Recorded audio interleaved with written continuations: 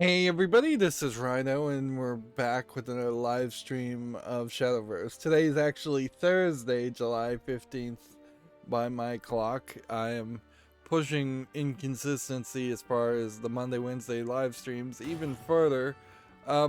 Yeah, the dog days of summer certainly are affecting me, where I'll be up for a few hours, then take a nap that is probably much closer to 6 hours than 1 hour, and then wake up for a couple hours and then sleep again. So I'm probably getting out of 24 hours. I'm probably only awake these days about 8 at most. Um, which is not to say I haven't done anything. I am still playing Dead Space 3, and halfway into it, I have crash landed on the snow planet, so it seems like it would be fairly difficult to leave the snow planet. So I'm suspecting that all, if not most, of the rest of the game takes place on the snow planet. Uh, thus not in space, thus not in spaceships, thus not really a horror game, because the snow planet is going to be like just bright white, um, and much closer to something like Lost Planet, or Lost. I think it's called Lost Planet, not Lost Horizon. It might be called Lost Horizon. That would also make sense. Um, which that was a game series that didn't even really maintain any real momentum. So it's kind of ridiculous that EA and Visceral Games would have stolen that idea. But all of Dead Space 3 is just this ridiculous mess of not really wanting you to experience what Dead Space once was. Because they really rushed you out of that first half of the game. There was a section where you're just getting chased out of a ship, um, by regenerators that can't be killed, and then there's an optional side quest that you can skip.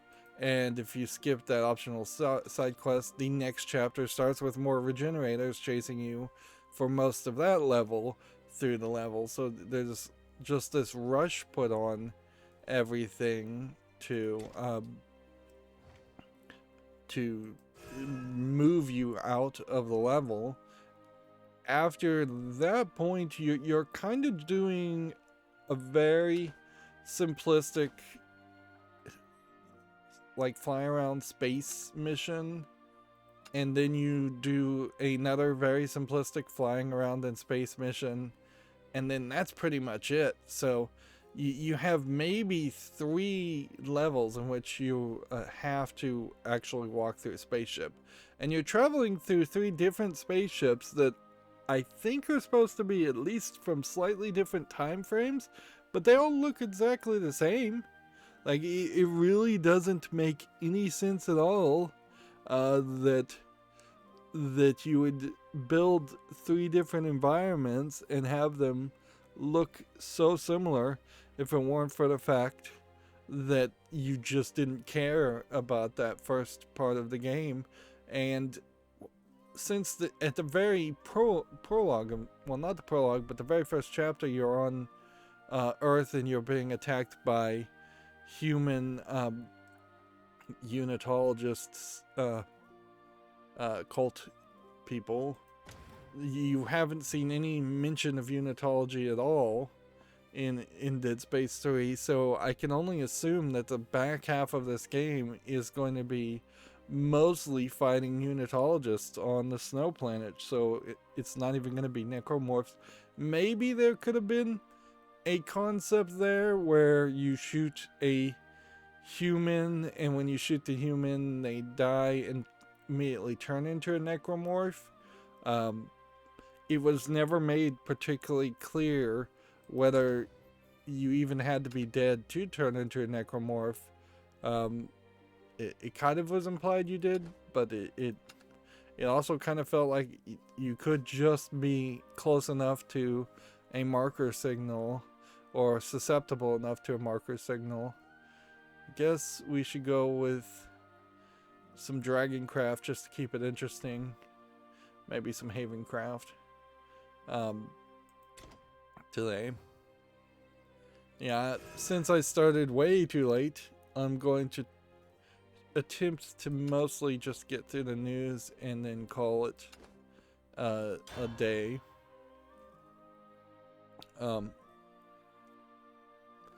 yeah, been playing a little bit of Dead Space 3. I'm trying to finish my project of a irrigation system manifold in a box that's weatherproofed around a faucet, a regular wall faucet spigot. With the use of calipers, I got the most dangerous measurements correct, so I know that is ready to go. Now the only real problem is that the in-wall faucet spigot points downward and slightly towards the to the wall, so it's not at a plumb line, which is not to be surprised, really. Which means everything that has to connect to that spigot is pushing at an angle, and since it's an incredibly long thing, 1 degree along what is probably a foot or so of length pushes the bottom part very, very close to the back of the box.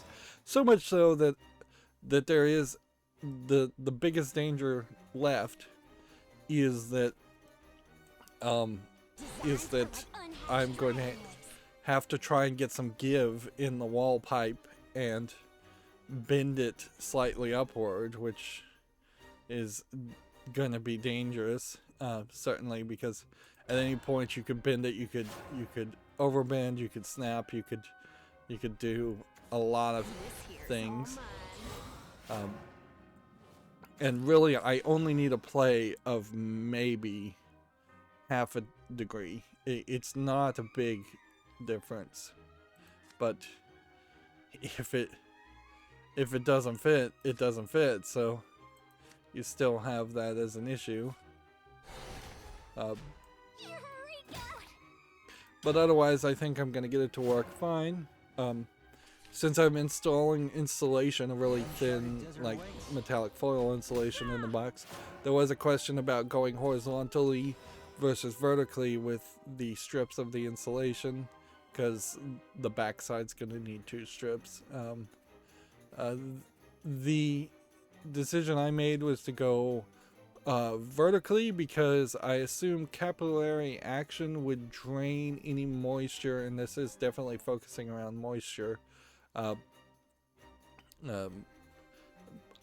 Capillary action would probably drain any moisture deeper into the insulation if you went horizontally. Like 1 drop of water would just go down through the whole thing until it had filled the entire insulation, or at least part of the insulation, full of water. So that's what I suspect is the right move. Best of luck to you. But yeah, the waterproofing, it's a complicated thing because it's a waterproof box until I cut a hole in it, then it's not a waterproof box. I can re-waterproof it, certainly using foil tape around the hole I put on it, which is what I plan on doing. But then at the bottom of it, where there is hose pipes coming out of the bottom, I could waterproof that, certainly, but then do I really want to waterproof that? Because, like, I don't know, like, in theory, if any moisture got in there, you would want it to run out the bottom of the box, but the box was waterproof to begin with. Of course, this is a waterproof electrician's box, so it makes a lot of sense that that in that implementation, implementation, you would have it completely waterproof, and every point where you would have had a where you would have had a connection in an electrician's box would have been waterproof tight seals. And of course, in an electrical setup, there never would be this chance of water getting in. But that's very different when you have hoses and many connections in those hoses. I feel like just humidity and even a slight bit of moisture leaking out around the threads of a pipe connection probably could get in the box. So it is kind of a catch-22. Part of the problem also is I only have a uncharted desert awaits. I only have a drill bit that goes up to 7/8. The next one I have from that is 1.5 inch, and I desperately needed a 1-inch drill bit, so I ordered one so I can get nicer, smoother ends. You could certainly use my chisel and a razor blade to try and widen out a 7/8 hole into a 1-inch hole, but that is frustration and a lot of work. And in any project these days, doing anything physical, anything that takes a ton of work is the most frustrating part of it. And that, particularly anytime I have to cut something, that is what happens a lot. Like, there are tricks that need to be implemented. For instance, like to cut the square hole for the spigot, I really needed a bigger drill bit that could have drilled out the corners, so I could have gotten my hacksaw into the edges a lot earlier than I did. And because I didn't do that, I spent probably 30 seconds drilling smaller holes, 10 minutes using a razor blade to lengthen the edges of those holes long enough to put in the hacksaw, and then maybe a minute using the hacksaw to cut the rest of the length of the square sections. So it makes a big difference, certainly in a real bad way too. Is that another battle I smell? So yeah, just knowing the right steps and doing the right steps, and not being a little bit bold on it, frankly. Because the spigot is pointing backwards, and it's just really, really close to the back part of it, of the box, I had to remove a plastic framework that came with the box, which is fine, but I was going to attach the wiring component of the irrigation valves to that, and now I don't have that, and I don't really have screws that are the right size, and so I don't know if I'm going to end up actually successfully hacksawing screws. I can hacksaw screws, but I need to basically screw them into some kind of sacrificial block first before I can hacksaw them down, because all I have are like really, really long screws, and the wiring blocks are the exact opposite of that. And I don't want to at least screw them into the plastic and out through the back of the plastic, because that would suck.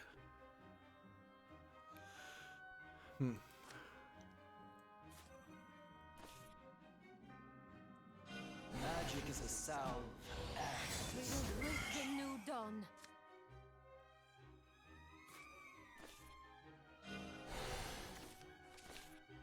Right. Ready to witness my true strength? There's more than one way to roast and So I've think before you knocked act. this guy up to a 12-11 for no reason. He'll just attack.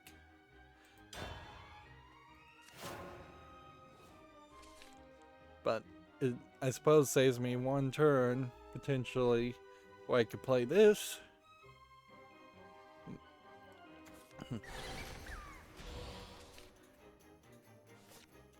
Maybe. I'm here, just like I said in my tip-off note. Yeah. But I got far enough with the irrigation box, and I don't know if anybody really cares about this project at all, but it's something I needed to get done before the end of summer, and I wanted to get it done as quickly as possible. I got far enough that I was willing to risk the final investment. It's not cheap. It's cheaper than paying for Hour of judgment. someone to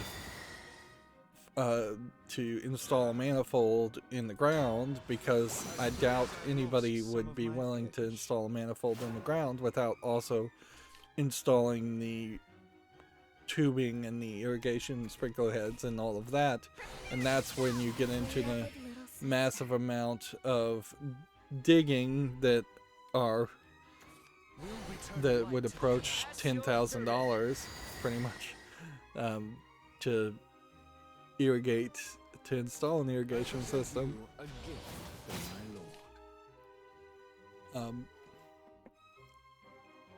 So yeah, overall buying the controller was like $180 on sale. Usually it's $200. The ratio 3 irrigation controller, which I bought an 8 zone.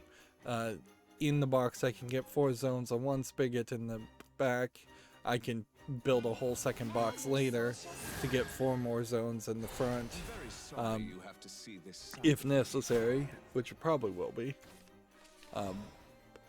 But the box itself is like $80. Like, it's not cheap to get an electrician's box, because you're getting that markup. And then couplers, like you've got 8 couplers that you have to use, which are about $3 each, so you're about $24 there. You're paying about $12 for the electric valve each, so you're up to buying 4 of those. You're at $46 there. You need a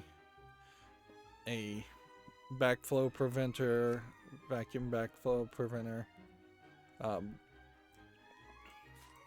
and that's probably another $5. You need a 4-way splitter, and that's probably another $5.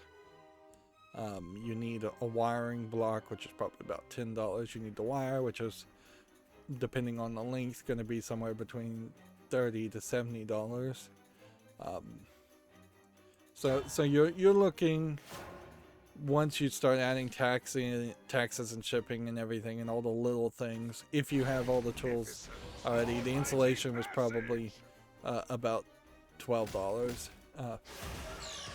I thought I had ordered much larger amount of insulation than what really got delivered, and that's one of the major problems of ordering things online, is that they can say a number, but they often hide the numbers, and until I see it personally in my hand, I don't really know if it's gonna fit or not.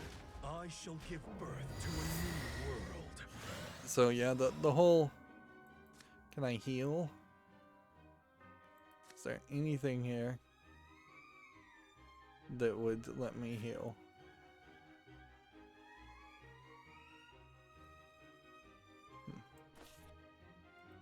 Magic is a sound and a scourge. Thus, the world ends. Okay.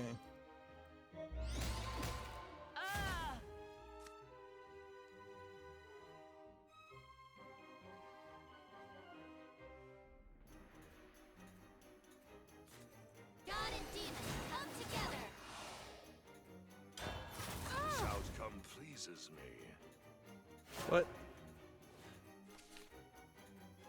I just screwed up somehow there. But yeah, you're paying $300 or $400 for the initial setup, and then maybe next summer I can pay closer to $200 to build a second box. What I'm really doing is just piecemealing the expense across different attempts, because certainly this whole concept only works if you've already got sprinkler heads, above ground sprinkler heads. It only works if you've already got hoses.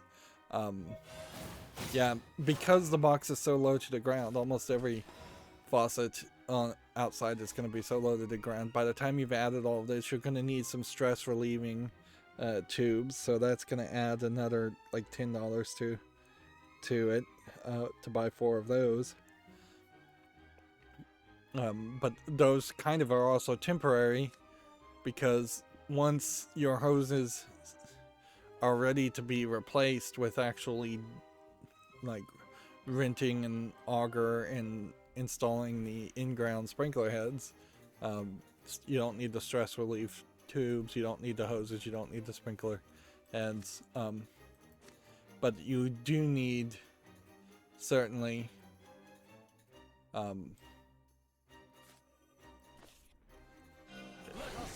you need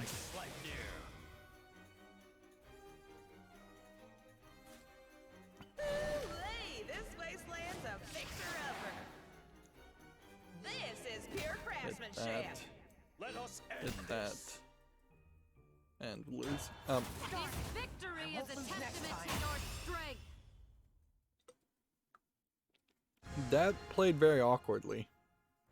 I don't think I fully understand the strategy on this deck. Tournament ramp. Yeah. If not next summer I replace just the box, it would probably be about $200, and that would be fairly easy to do. Bow before Dark Dragoon. But once you pull the trigger to install the in-ground All you know? hoses and the, what is it, polytube, I think is what it's called. Once you start doing that, you're gonna probably end up buying some tools. You're gonna need the tube, every single kind of connector. Every connector is gonna be like $3 more. You're gonna need the sprinkler heads. You're gonna need a clamp and a cutter for the tube. You're gonna need to rent an auger for several $100s over a weekend, and you're gonna need someone that can really shovel. And it's not just a matter of renting an auger and then going down 8 inches. Otherwise you're gonna put entirely dead lines of grass in your ground. You need somebody with a shovel to try and save your grass at the top, so it's going to be digging the top inch or so of the grass out if you want to do it right. I guess it doesn't matter if you're just going to reseed anyways and like till the ground. There are spikes that are basically like giant lawn staples that you use to hold them down the 8 inches down in the ground. If you want to be really cautious, there's a metallic detection tape you could put on top of all the pipes. Otherwise, you could kind of just not care about it. I think for most people, it probably isn't worth it to use the metallic tape, because of the fact that you're going to end up you're highly unlikely to hit a lot of the a lot of scenarios where you're digging in the ground and you're going 8 inches down. And even if you were digging in the ground going 8 inches down, it wouldn't be incredibly hard to take a poly tube and just a coupler and fix it, as long as you're not doing massive amounts of digging consistently in the yard, which you wouldn't be doing that. Of course, you have to be incredibly careful and call 811 before you dig a line, before you do anything. Otherwise, you're gonna cut into an electric or gas or water main or something like that, and you don't want to do that, certainly.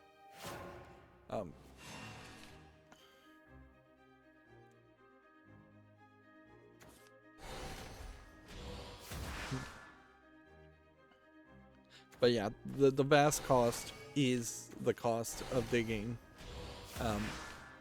and you can only supplement that cost with having a lot of people willing to help you, which or work for cheap or work for free, and that very well may mean that that third phase of installing the sprinkler heads in the ground may never happen, which frankly doesn't matter to me. As long it could be fairly easy to just focus on having an electronic controller on the sprinkler heads and being able to get them to actually go off as long as they want to. That being said, I will point out that before this point, and I'm pretty much just rambling here on the irrigation system, which it just goes to show that's what I've been focusing on. But yeah, before this point, I've been having a timer just run for 30 minutes every 7 days or every 3 days. Sometimes it was 7, sometimes it was 3. The ratio, when you start to tell it, okay, it knows your location, it knows your address, it knows your climate, and so I said, I tell it, this is this kind of grass, and it goes, oh yeah, you should be watering for an hour and 12 minutes. So there is definitely, if you want green grass, you're gonna probably have a sticker shock of it being way more than you think it is.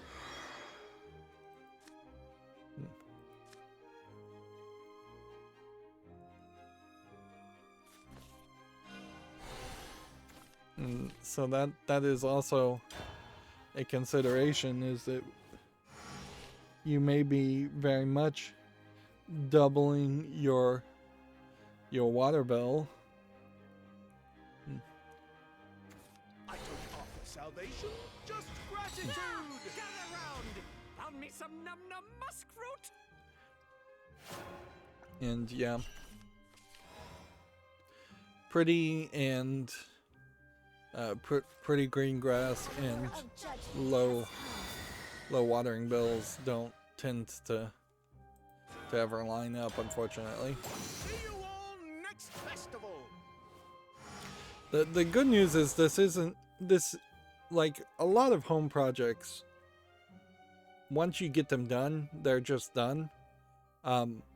The only exception I've had really as far as home automation and just making life easier as a homeowner, that I really ran into problems is I installed the Nest thermostat and found it kind of lacking and upgraded it to the ecobee 3 thermostat.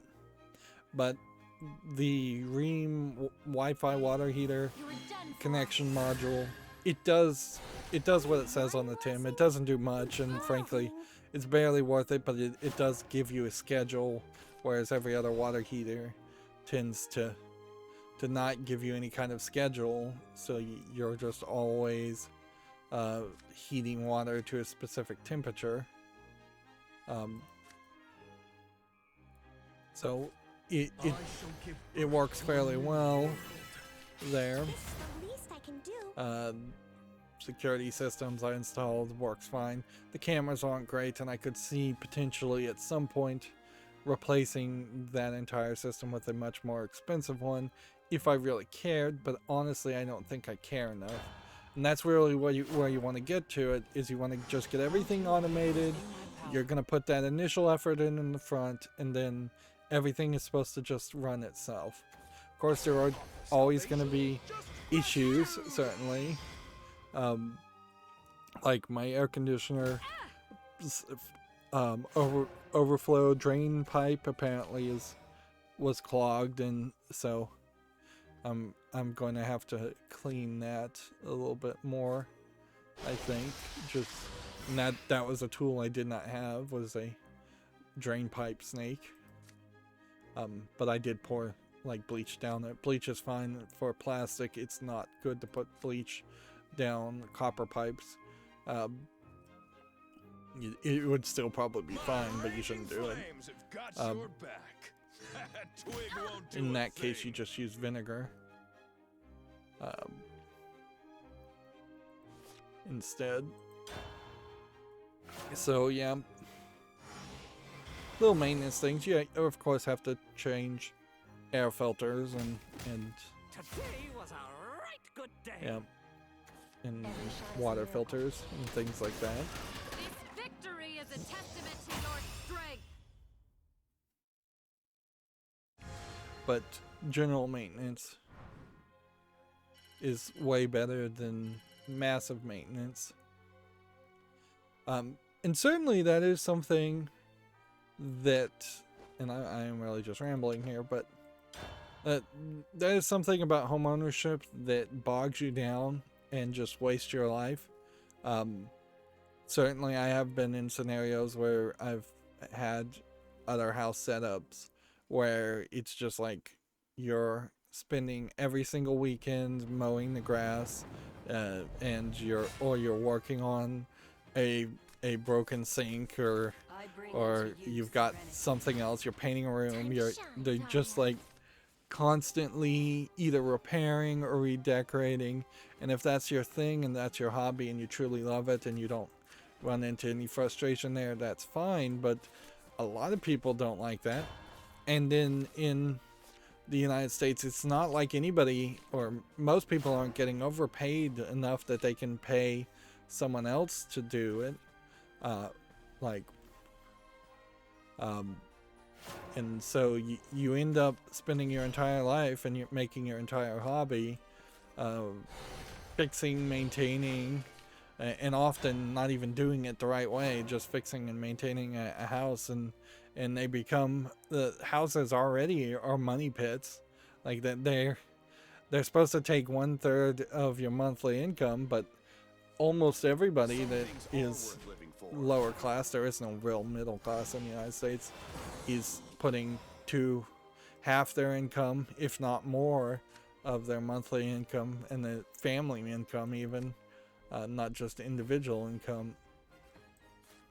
But yeah, there's a lot of people putting massive amounts of their income into their house, and then they're putting massive amounts of their effort into their house, and this typically falls on to the man, and slightly more than the woman. And so there are a lot of scenarios where you get into that cliched case where the man is working way too hard at a job and then coming home to work even harder. And then you potentially throw on top of that having kids, and then the idea of the child raising falls mostly onto the female, typically, stereotypically. My little canary. And so then you have this weird scenario where you have that extra financial burden of having kids, and then the female tends to be overworked at her job, if she has a job, or just overworked because you've had so many kids at that point that she's made it her entire 24/7 job to take care of the kids. And it's not even really a case of biting off more than you can chew. I wouldn't say the average 2.5 children, if that really is even the average nowadays, is too many or people buy like too expensive houses even than what they can afford. Like a lot of people are in apartments and they still end up having to spend a ton of time fixing things in their own apartments because their landlords or they're renting houses, but their landlords are scumbags and never fix anything, and or the apartment owners are scumbags and they never fix anything. So you either fix it yourself or your shower doesn't work. The magic of flowers is profound. But yeah, it's not really a case of people having a dozen kids. Not on average. It's not a case of people buying $500,000 houses when they make minimum wage. It's just that everything is incredibly expensive and designed to ensure that poor people stay poor. There's a major issue, in my opinion, with the amount of investing in rental properties that is allowed to happen. I would severely argue that there should be a limitation on individuals owning on individuals owning more than 4 or 5 houses, if even that many. There should be pretty much an outright ban on corporations owning houses or apartments. Like we have a situation in the United States where there's 11 houses for every 1 homeless person. So the only reason these houses are sitting empty is because it is capitalism has allowed for a system where houses are more valuable sitting empty and charging higher premium over the cost of having people actually be homeless. Which, yeah, if we had a universal basic income style housing credit where every individual in the United States is given a credit and that credit is paid directly into a landlord, and the landlord had to accept whatever amount that was based on some estimation of its like taxable value, that would work, I think, a lot better. It would be a lot of red tape and government oversight, certainly, but it would be moving towards the idea of actually making sure people were not homeless, which should be the only focus. Very much to the expense of investment companies, a lot of which are foreign investors. Honestly, if we just got a little xenophobic and said that foreigners could not own land in the United States, that would help a lot too. It's not unheard of for other countries to say very much the same thing, that foreigners cannot own land. And frankly, if a lot of countries told corporations they couldn't have offices in their country, that would probably help a lot of tax dodging that occurs, but that's a whole separate issue. Anyways, it's been like 40 minutes and I've been kind of rambling, and I pivoted from one ramble to another ramble. It's what happens, I suppose, when you oversleep and then wake up way too late. So let's talk about the video game news. So Video Games Chronicle has an article here. People don't appreciate... Oops. Why did that happen? I just fixed that.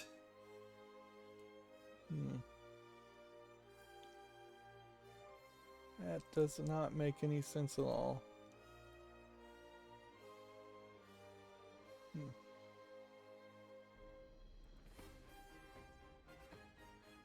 Because every single one of these is messed up now, isn't it?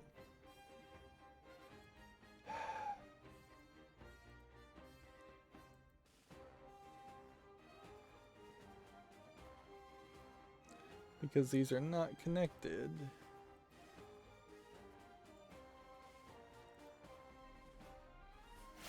Well, I'm gonna have to figure out a different way of doing this, because that's gonna be an issue, certainly.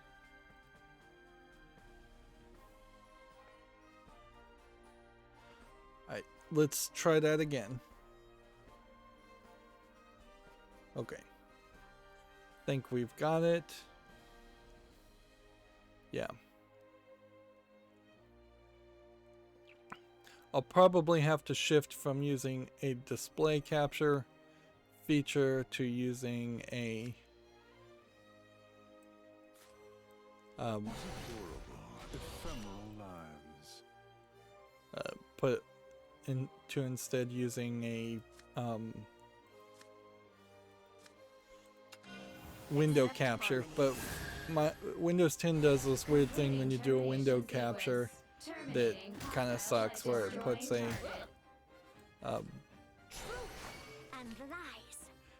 a bar around the window being captured, a glowing bar, which is annoying to look at, but it probably wouldn't be a bad idea, frankly, to have that enabled. Anyways, back to video game news. People don't appreciate how much work goes into Call of Duty, argues former boss. Glenn Schofield also discusses internal competition between Call of Duty studios. Well, I would say a little internal competition is fine, and B, I think this is just sour grapes and ridiculous whining. And remember, Call of Duty is the series that has just evolved at this point into whining. Remember, Call of Duty was the one with the one-armed lady in World War II on the title with the most recent launch, and then a lot of people complained about that not being historically relevant in Call of Duty. It has not been particularly sticking to historically accurate, not relevant, but accurate. What was the word I meant to use? At a certain level, I don't really have an opinion or a dog in this fight, because from my perspective, Call of Duty Modern Warfare, what's the other one? Battlefront, not Battlefront is the Star Wars one. Battlefield, Activate. Call of Duty, and Halo in particular were all just gamer bro games, first-person shooters that never meant anything to me, and there's definitely a reason why I've never bent over backwards to try and play any of the Call of Duty games or any of those first-person shooters. I think I would be willing to give Halo a chance, but mostly the militaristic shooters in particular I'm not that interested in. I'm much more interested in playing a Wolfenstein game where it gets silly and goes a little bit crazier. So they're definitely not my kind of games. So it's hard to have a dog in a fight other than to just sneer at Call of Duty. I would argue that a lot of the Counter-Strike Go and What fine threads you have. Team Fortress games also have that same issue where they're just not really interesting to me, because they are so heavily built around the multiplayer experience, and unless you've got your team of friends ready to play with you at all times, you're just not going to really accomplish much in a multiplayer game. And certainly that is part of the issue where I know I'm almost certainly missing content for Dead Space 3 because they tried to shift it into a game like that and make it co-op and make it an action game. The last time I played any kind of game that was even slightly along the lines of a first-person shooter military game would be GoldenEye 64, and even at that, just like getting 4 people together on the same console is hard, to say the least. Suffice it to say, one does not become very much an expert at playing single player video games or video games in general if they're embracing a lot of extracurricular activities with the guys. That's just not how it goes down. Enemy identified. Shutting down. Damage to unit You confirmed. kind of pick one or you pick the other, and I'm of Quick. an old enough age where if you were more of a jock or bro type character, you weren't even a gamer at that point. I was spent the majority of my youth at that point where you were a nerd if you played video games. The gamer bros and Microsoft bringing them in didn't happen until I was fairly old. What fine threads you have. So I imagine the new generation of kids are not so much split between the jocks and the nerds that once existed and were established a lot in those 70s, 80s, 60s stories and TV. It'd be very ridiculous to kind of have a Revenge of the Nerds type movie come out today. I don't know if that would make any sense to a new generation. I think and hope and kind of am happy to believe that the new generation is much more well-rounded, much more embracing of pretty much everything.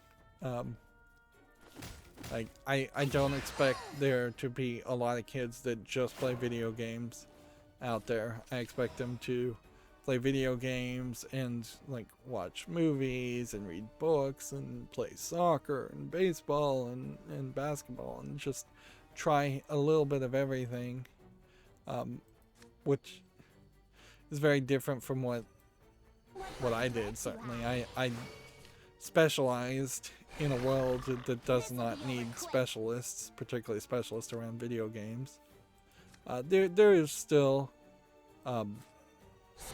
this idea amongst kids, and I think it always will kind of exist, that you can be a video game tester and that's a real career, or that you can be a YouTuber and that's a real career, says the YouTube video game critic.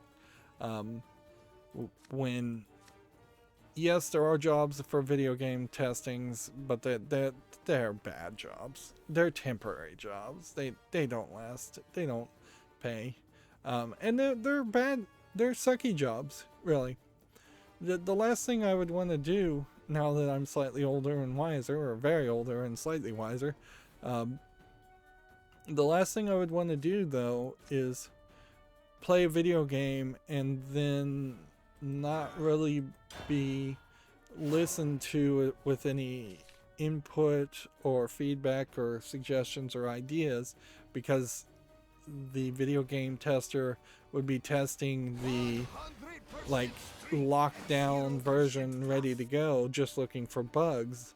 Like what I do on my game when I'm criticizing a game and I say, oh, this Shadowverse would be better if it had a consistent art style, well, QA testers could give that feedback all they want, but it's not going to be listened to, because the only time QA testers would have played Shadowverse is once all the art had already been done, and once all the programming had already been done.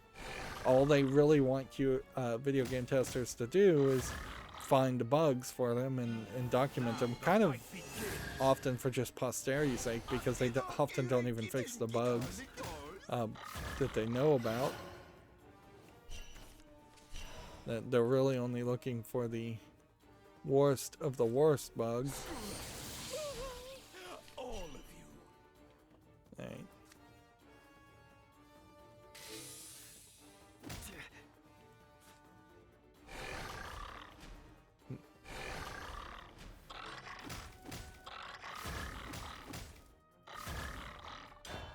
So yeah, we are pushing people more and more into the Steam revenue realm and more programming, but also a lot of that is kind of facetious too. Like, I will also say that there was a heavy push that everybody was going to have to use computers. Everybody was going to have to know how to program if you wanted any good job. Everybody was going to be in IT, and it just didn't happen for my generation. And there's plenty of people who are my age that are pretty much idiots. Like anybody who prefers Apple products, for instance.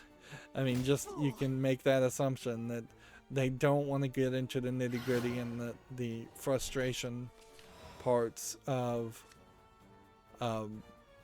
computing, so they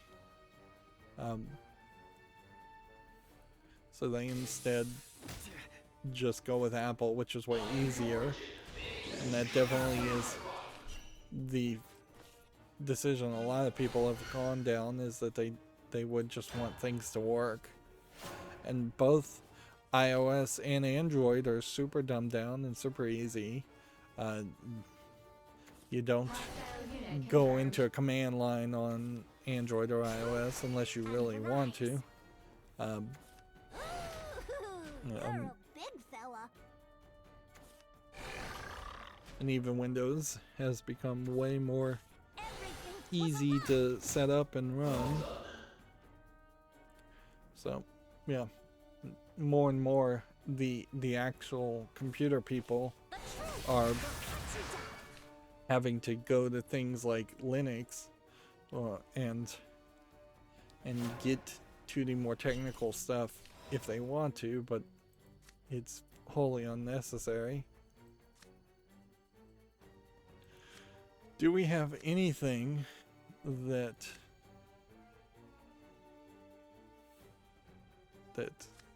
moves us forward? All of you. Yeah, that wins the game for us. Grave. Wow, I went into a ramp. I went into a rant again. Sleep enveloped in serenity. Really don't have time for this. Like, hey, we got back to C1.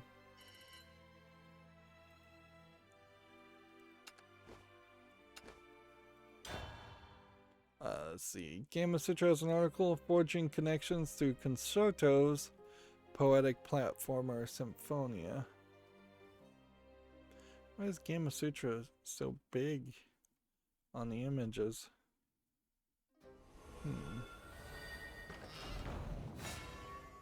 This is one of those games that's talking about a game that I bring unto you that probably isn't out yet. die. This interview is part of the Road to IGF series. Then you have a video here. And I wouldn't mind a game that talks about music, but wasn't a music game. That's the type of game I'm looking for. And this kind of feels like that, where you're doing a lot more platforming, which is a lot more understandable. It looks a lot like PB Winterbottom, and in that game you're just collecting pies. But yeah, mostly I would just write that off as one of those, as a platformer that might be good, might be bad. I'd just put it on the follow list to move on. So having a special article around it probably is just Game of Citra giving special treatment to a game. Moving on, Game of Citra says the VR Studio Resolution game has netted $25 million to create and support live games. We may have already talked about this. Check that out. Northgard developer Shiro Games has launched a new indie publishing label. So Northgard, an Evoland developer. Yeah, a lot of companies were trying to become indie publisher, but weren't really doing a good job of it. or in the pandemic, I think ruined that. A playable version of id Software Super Mario Bros. 3 PC port has been unearthed. This was the Strong Museum of Play got a copy of it. Which, yeah, that would be interesting to see if that leaked. If you know something is in a museum, though, at that point, how do you get a copy of a digital file out of a museum? I suppose you would have to either go in there, Carmen Sandiego style, and steal a copy, or you would have to heavily bribe an employee to leak a copy.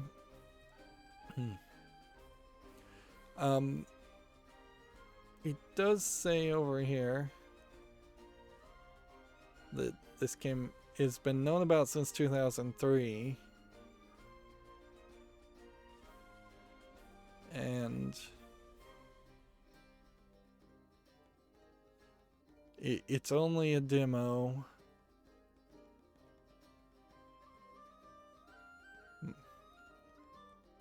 And see, this would have been before they made the Commander Keen series, so it probably wouldn't have played any better than Commander Keen did.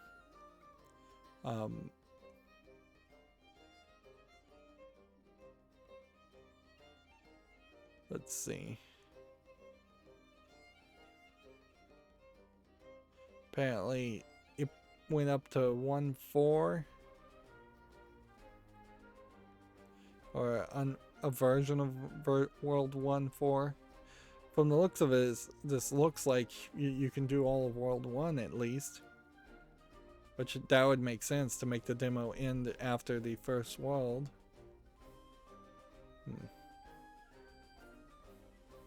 Interesting historically, but it is just a demo, so at a certain point, if you're trying to have a collection of ROMs of old games, and you're including demos, you're going to get really crazy really fast at that point. There's just going to be far too many of them. If I were Thy little canary. Let's see. I don't think this character is playing, which could work well for me. The uncharted desert awaits. John Baum talked about the sealed copy of Mario 64 going for like $1.5 million, and they went into more of the details, and it's stupid I'm still listening to Giant Bomb at all, but frankly at this point I'm also only listening to them when I'm half asleep. No, I don't think that's actually accurate. I think I probably am wasting more time than I should listening to Giant Bomb. begin. But they seem to believe that there's some weirdness even at that rate for how expensive that game is going for. Like, it doesn't really make sense for Mario 64, which is an incredibly common game, even in a 9.8 condition. It still does not really make sense that it would sell for that much. Other games in the same auction are not selling that much. And at a certain point I wonder if a lot of auctions aren't straight up just speculators markets, or stupidity, or money laundering. And in this case it kind of smells like money laundering more than anything. It would really suck if I found out that a museum had spent that much to put it in a museum, but also it really sucks that there are probably some museums out there that could benefit from having a sealed in-box copy of Mario 64 on display. Where's my post? But if you've got something worth $1 million, then you're spending thousands upon thousands of dollars to then protect it, which might require major upgrades to your security system. Also might bankrupt your museum. A lot of museums, particularly video game museums, are pretty much making money through the admission tickets.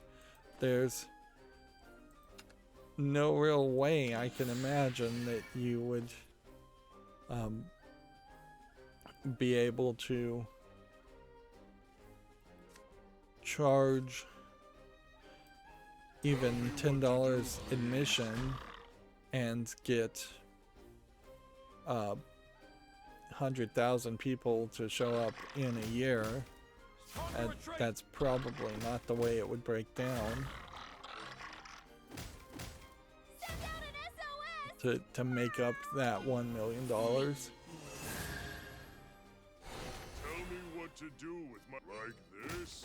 Like, if you're open 250 days a year, let's just assume that, and you get about 100 people a day, then that would be about 25,000 people. So if you're charging $10 at 25,000, maybe you could afford a 1.5 million at that point, but you've also got to pay for a lot of other stuff too. Plus, that's really bad for museums if they are establishing that they're paying millions and millions of dollars to have things, and more than likely museums aren't paying at all for any of those prices. A lot of museums are actually displaying private collectors' items, keeping them in storage and on display for the private collectors, and that is definitely much cheaper.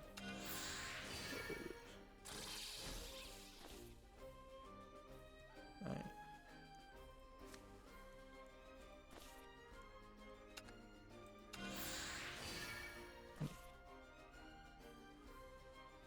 Okay, what can we do?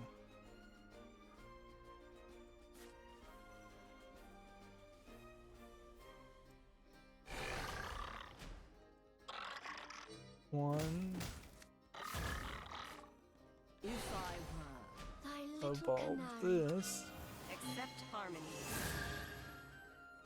A green willow to die Hit or that. not. Our eyes close as the curtain falls. That.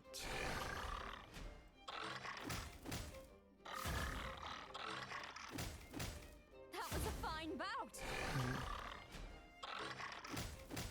Wait, not yet. There we go.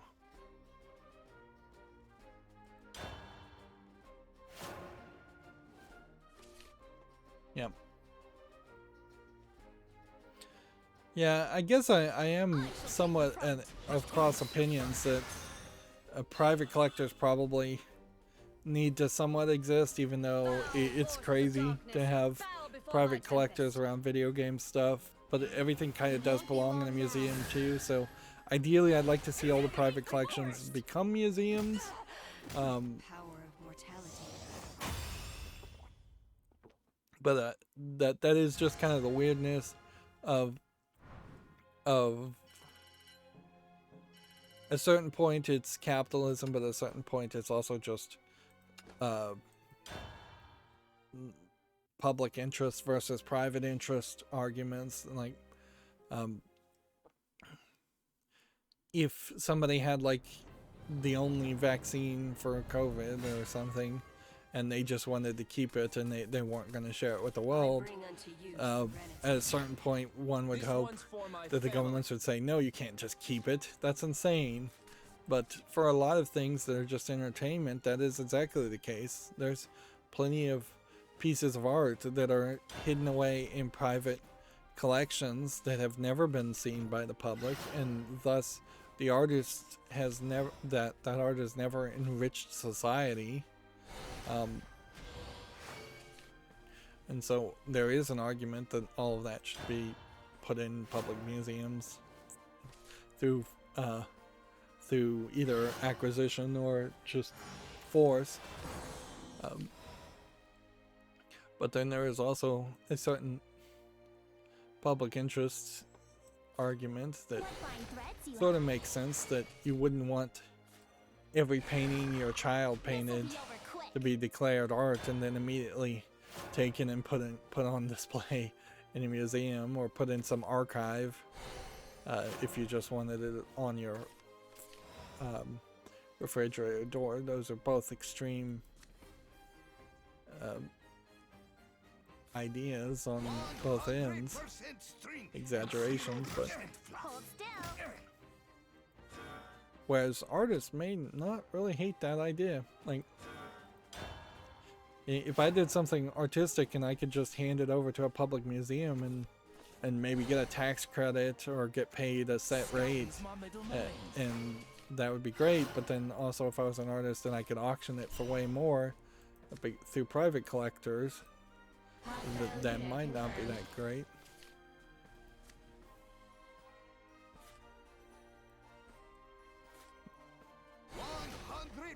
String and 0% fluff.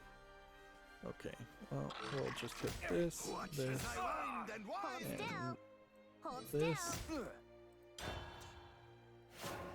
Man, I cannot stay on track today.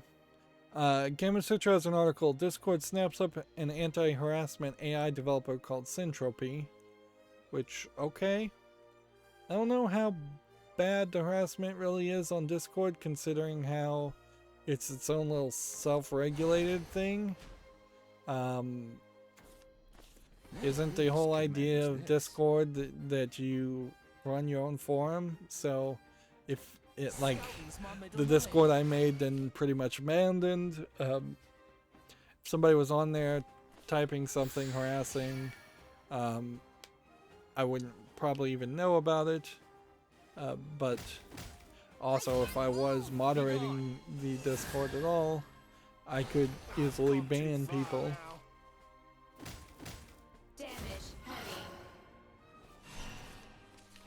So I suppose that becomes less achievable a goal as you have bigger Discords,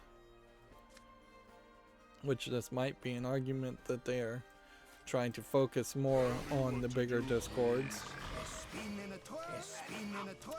Discord as a concept still does not really make sense.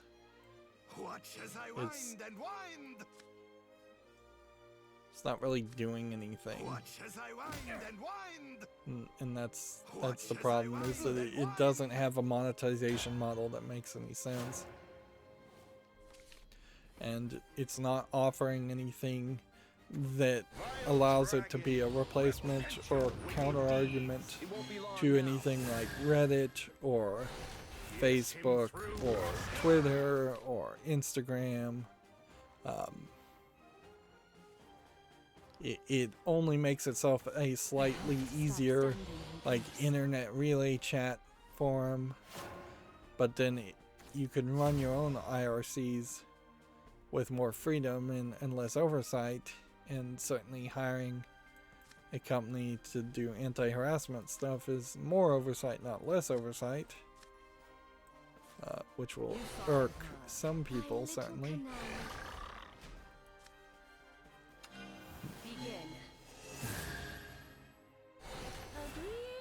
To die or not to. Our eyes close as the curtain falls. Do we have enough here to take out Farewell. everybody?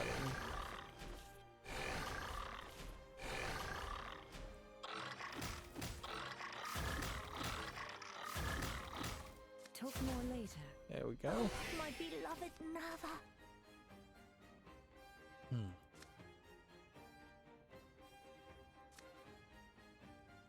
Do we want to discard a card and draw a card? I guess we do. Oh, guinea pigs, where are you?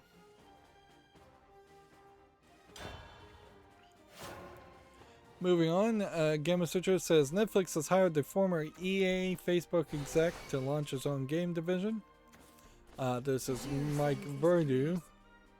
I don't know if I really trust Netflix to do anything good as far as video games. Like, Netflix has been somewhat crappy in as far as its original content. It really has only gotten a few great successes and a lot of mediocre failures. Good guinea pig. They're shooting for something I think that is going to be much more like Apple Arcade than making video games and selling them for PC or console or anything like that.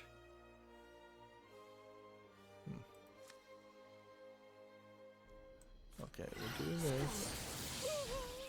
All of you. And then I guess you evolve here?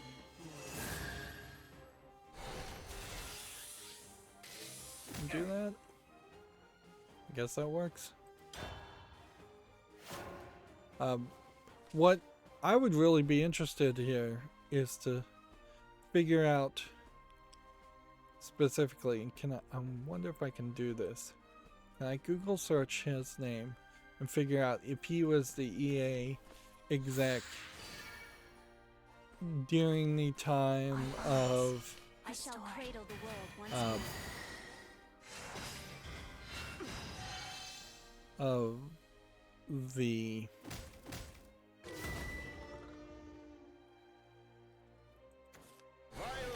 running of Dead Space 3. Yep. Because that would be my question, certainly. Time to say goodbye.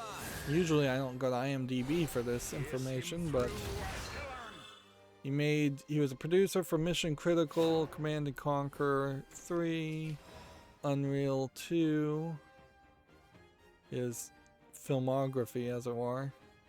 Command & Conquer 3, he was an executive producer in 2008. Jeez, read it right. So by the looks of it, he was in the golden era of Electronic Arts before EA became the EA we know today, which is just microtransactions and all of that. Like, so yeah, he was not around in 2014 from the looks of it at any level.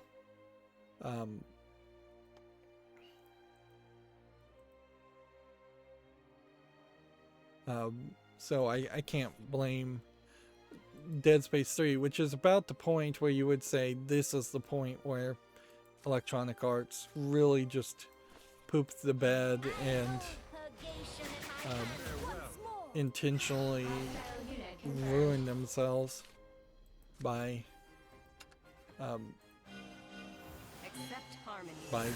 trying to shift to live service games. Destroying target. Save yourself. My beloved Nava. Completing termination sequence. Finally.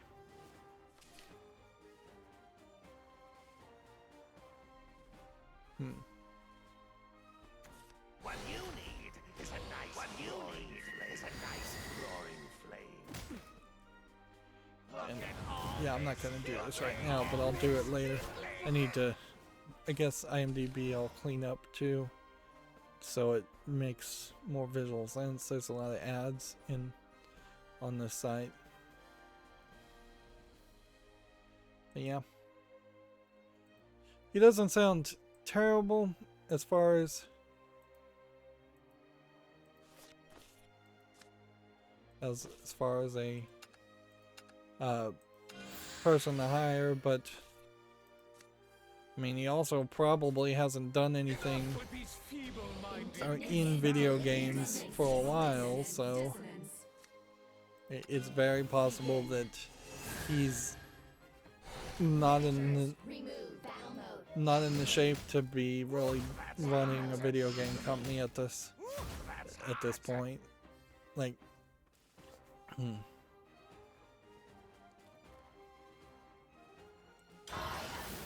But then also what you need to know and be able to do as the person in charge is often very different than what you need to know to be an executive producer or anything like that.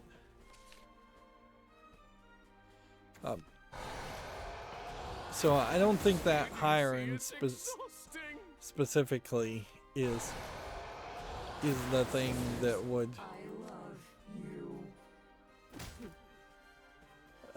be the thing that ruins the Netflix game movement. If anything, I think it will be Netflix itself. Okay. Do we have any way of surviving this? What fine threads you have. Truth and lies.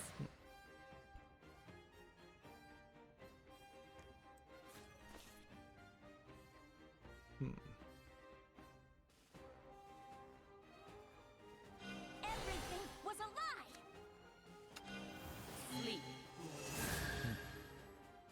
I'll sever your life with one snip. Hold still. There we go, we hit that. And that saves us a little bit. Not really enough, though. I could hit that, and then that could save me one turn. So the right way to play this would be to do that. Resistance is meaningless.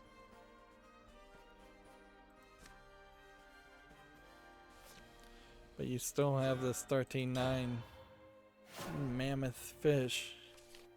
A gigantic fish here.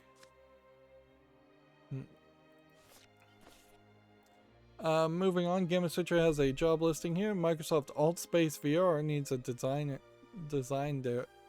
director. Personal. It's justice. Apparently this is something that Power of mortality. Microsoft has its name owns. I've never heard of AltSpace VR. It seems like it's probably trying to use the Microsoft augmented reality concept.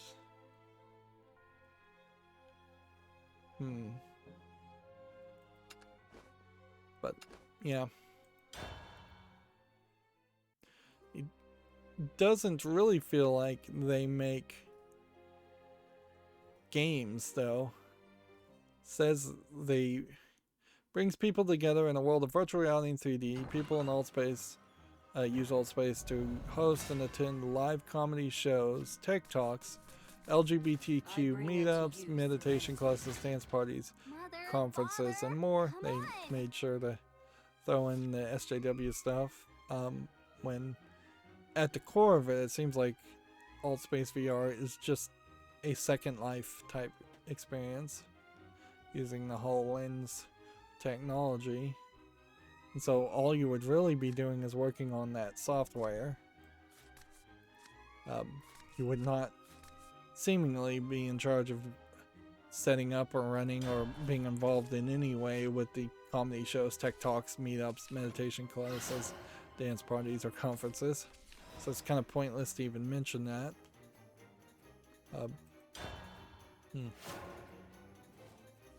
Here we have a game on Steam called Legion War, which looks like it is a cell phone game. It doesn't look terrible, but it does look like it's just a hex grid Chinese game.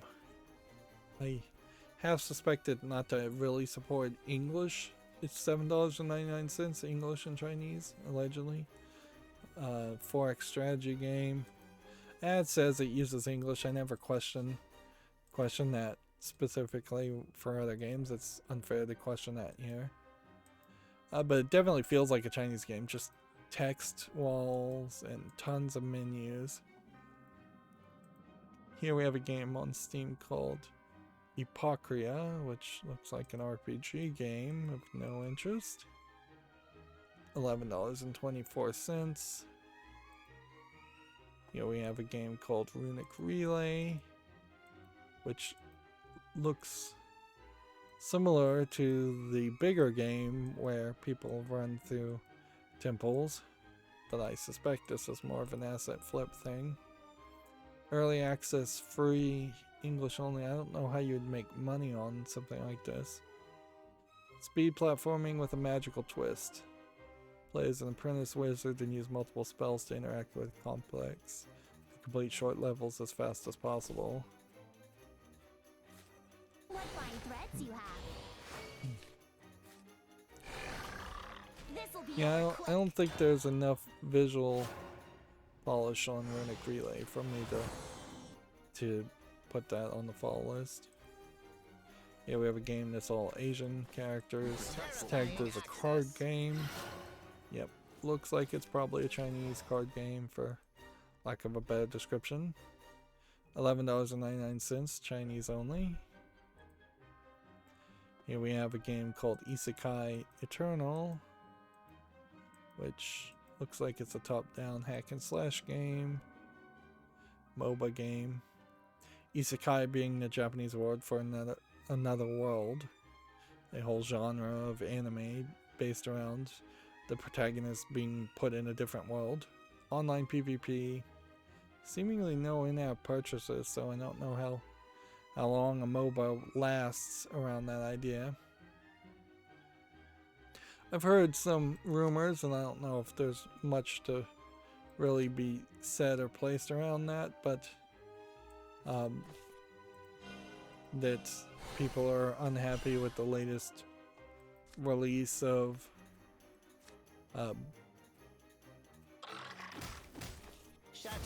World of Warcraft. At a certain point, I don't think it kind of matters one way or the other if people are happy with World of Warcraft. I think there's always going to be enough of an audience that it will always exist in some small form until it doesn't. You'd almost have to see something like EverQuest finally just get permanently shut down before you'd even start to think that World of Warcraft would be shut down. Balance, and I'll provide it. And it's probably just not ever gonna happen. This is probably the biggest news that's happened lately. I guess I should also mention that the PlayStation version of Doki Doki Literature Club Plus, which is apparently more of a console version of Doki Doki and that's really where the content was added to make it more console friendly and to kind of tell you the main story of the characters and not the crazy twist things. I'm not sure if there is really even any crazy twist, but the big news here is a version of Resident Evil Village, which reportedly removes DRM. From all accounts, it does remove DRM. That is both the Denuvo DRM and Capcom DRM that seem to be intertwined. Runs way better. Like, not just a little bit better, not just the standard argument that Denuvo slows it down. It's that the PC port of Resident Evil Village has a major issues with its the way it runs. And in removing both of the bits of DRM, they have improved it. From what I could get from DF Retro's analysis, it seems like when you shoot somebody, when certain animations play, it seems like at those specific points they have programmed it to trigger DRM checks, like right in the middle of the action, which doesn't really make a lot of sense. Like, if you're gonna do a DRM check, you would have wanted to low prioritize that, have that happen as you're loading a level, as you're saving the game, something back at the very slowest parts of the game, not at the fastest parts of the game. So yeah, it just seems like Capcom's bad at programming, and that's not unheard of, specifically for PC. Like, you can't really expect Capcom to do a good job when you've just seen so many instances where they've done a bad job, particularly on PC ports. They seem to always cut corners a little bit more than any other video game company. They seem to always be willing to let their top line AAA series of Resident Evil have these flaws in them. Now, in all fairness, there is an argument that you could throw out there that some of the animations are missing in this pirated DRM free version of the game, and there's like apparently another mod that you have to then put in to get those animations back. So it is possible that the game is getting a bit of a boost just because some animations are missing. But like, for comparison, removing DRM from the PC version of Devil May Cry 5 resulted in up to 20 frames per second improvement. People need to really stop using de novo, and I think this really is just the Japanese market being so protectionist.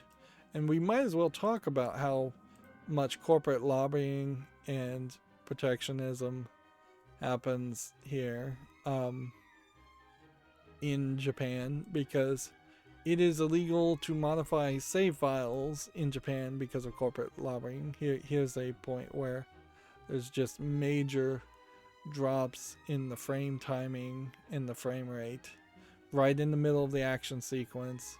And yeah, there's all these little bugs around on this witch, so it would explain why the rendering might go down, but the DRM making it worse doesn't get explained there.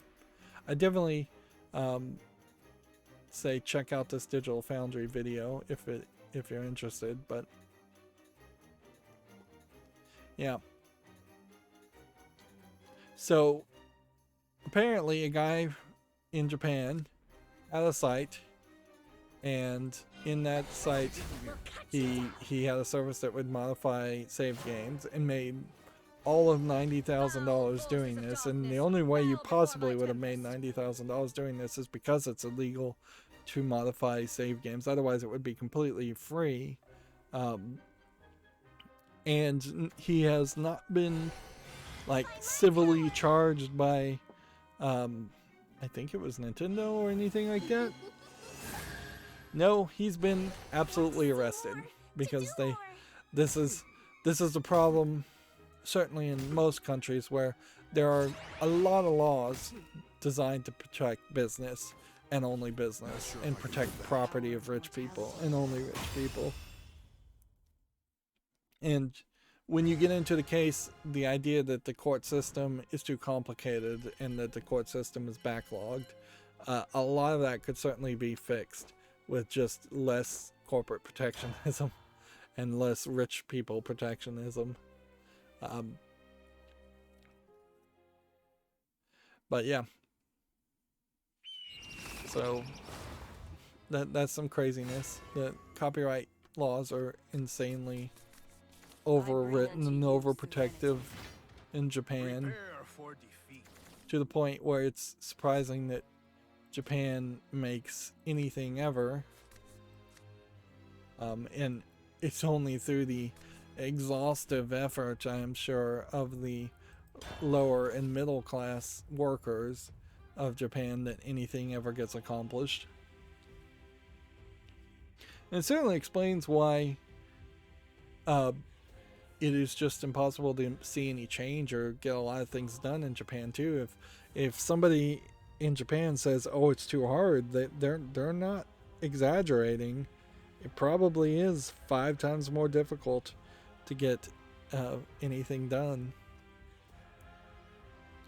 Whereas, as a United Statesian, I would rather shoot first and ask for forgiveness later. Moving on, we have a game here with Asian characters on Steam, which looks like it's another Chinese game. Lots of Chinese games today. Yep. Chinese only, free to play with in-app purchases. Nothing of interest there. Here we have another one. Chinese only. Does this one have in-app purchases? Yes. Basically same description of the same game. Gametsu says Nemo for Switch version 1.8 update is now available. It adds 18 songs, raising the net total number of songs up to 323. Never really did get a idea as far as how demo really plays. I know it's a music game, but it never really presents a element that seems like you have to press any buttons or anything. Which at a certain point, maybe you don't. Maybe it just shows you the videos. Maybe it's just a collection of music videos. Suppose I couldn't really be much of a video game critic if there's no interactivity there.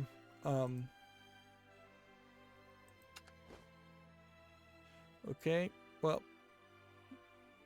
we still need some Bloodcraft or Havencraft victories, so we'll play that. Is this Runecraft? I think this is Havencraft. Let's try this. Treyarch Studios, makers of Call of Duty Zombies and Black Ops Cold War, they came out with a new update. Let's see. Season 4 Reloaded for Black Ops Cold War came out several hours ago, and then immediately Xbox Series X players were encountering missing textures, objects, and audios in Muir de Toten, which I assume is a location.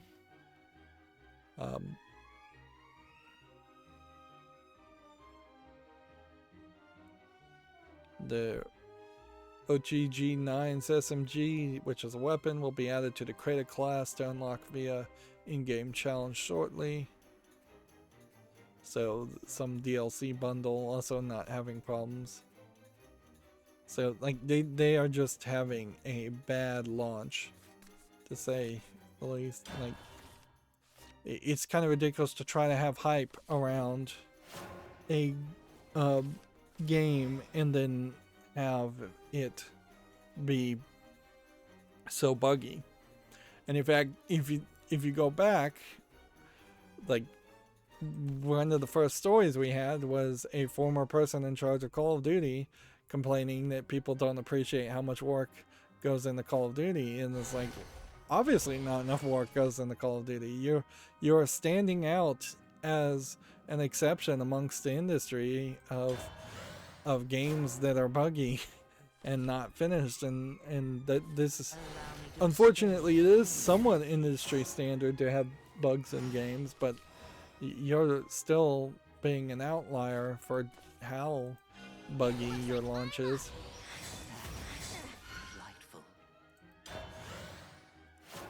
And unfortunately, I'd say in most scenarios, if somebody's complaining that they work too hard or that they're not appreciated, they tend to be the one that's actually the least effective, the least hard-working employee.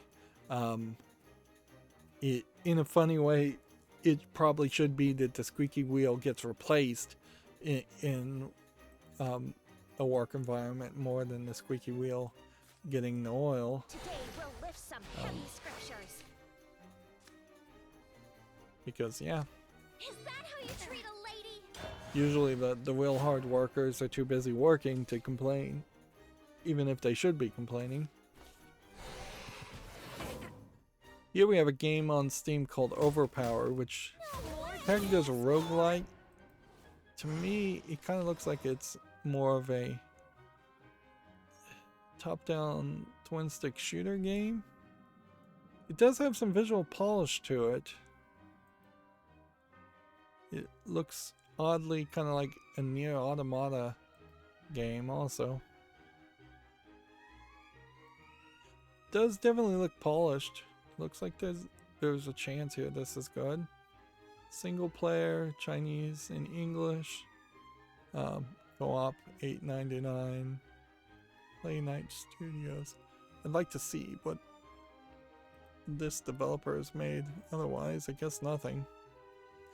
Yeah, I haven't seen any advertisement for this game. That's what's really weird about it, is that you would expect to see more more hype around something like this.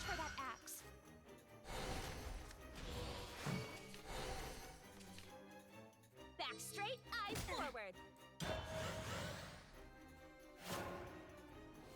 Let's see. Let me just make sure this next one is YouTube family friendly. With this payment, darkness stands with you. Yeah, I think it is. Let your soul Here we have a Chinese RPG maker game with a anime girl. I think they are probably trying to imply that there's more lewd content in here, but it doesn't seem like there really is. It's not marked that way. $12.99, full Japanese and then Chinese subtitles. Yep.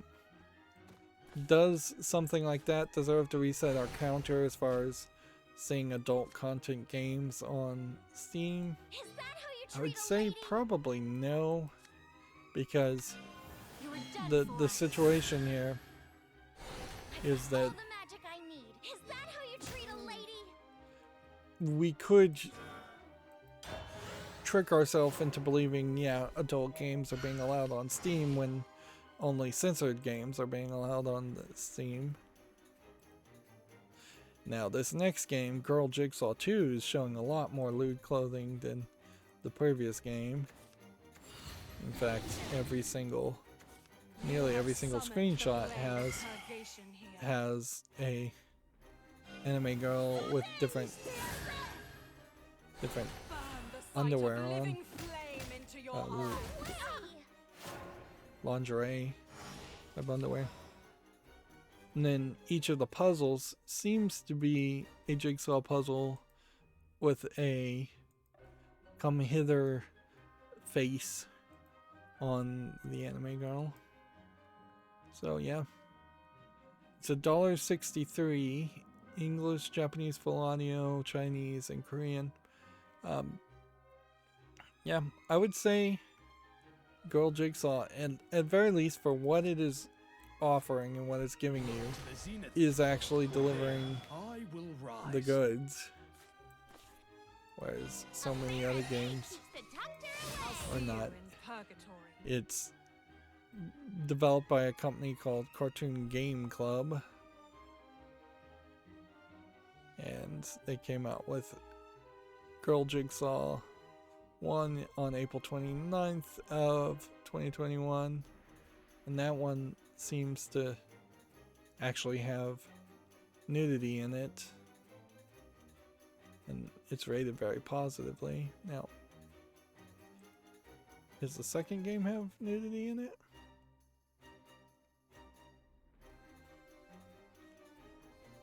I don't think it does.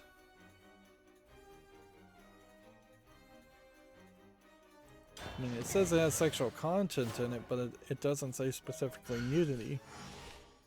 So that would almost make, that would make more of an argument, no, almost about it, that there is this possibility that the games are getting a little bit tamer, a little bit more censored to be allowed on Steam.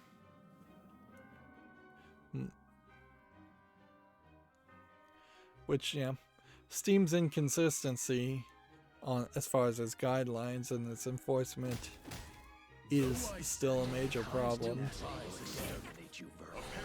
because it hasn't created the path that we need where a AAA game can come out and do what it would want to do without fear of being rejected by Steam.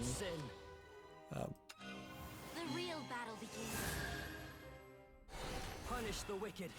Spare And the so it's so far not been able to improve the quality of games so much as just allow a select few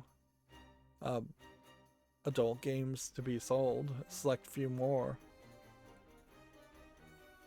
But even at that, it hasn't improved the quality of adult games on Steam either, Let judgment fall. because of its inconsistency. Good enough.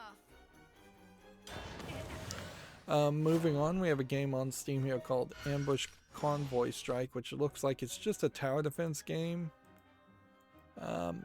It's not visually polished enough. I don't know if there's enough game anyways where you'd be in a turret just shooting convoys. The light. $4.24, English and Japanese. You have summoned the blade of purgation here. Here we have a game on Steam called The Annoying Game, which definitely doesn't make me want to play it. Oh Lord. Looks like it's a frustration platformer. $3.99, English only. Atlas is teasing 7 Persona announcements for its 25th anniversary, according to Video Game Chronicles.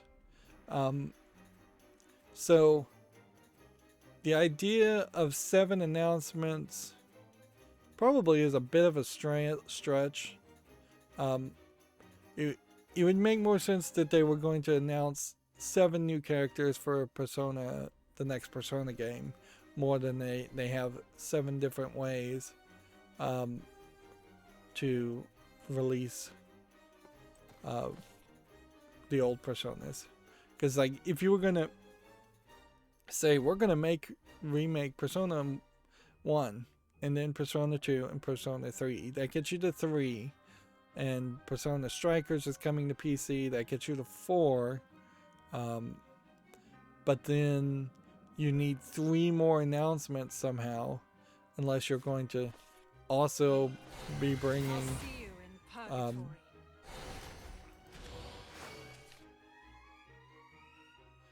unless you're also going to, like, I don't even know what you could do. You'd have to bring things to the consoles or something. Which I guess you could do that if you say Persona 1 and Persona 2 is coming to Switch. I think Persona 3 is already on Switch, but let's just assume it isn't. And alright, so if you bring Persona 1, 2, and 3 to Switch, that's 3 announcements. If you bring 1, 2, and 3 to PC, that's 3 more. And then if you bring Strikers to PC, which I don't think is on PC, that's your 7th. That's the only way you get to that. Which that would be great and all. But I suspect for a 25th anniversary, what we're going to find out is that at least a few of those are actually announcements for an anime or a soundtrack or a comic, manga or something. If they're all game announcements, that would be interesting, but it kind of doesn't make full sense. Also could be that each of those announcements are very small announcements.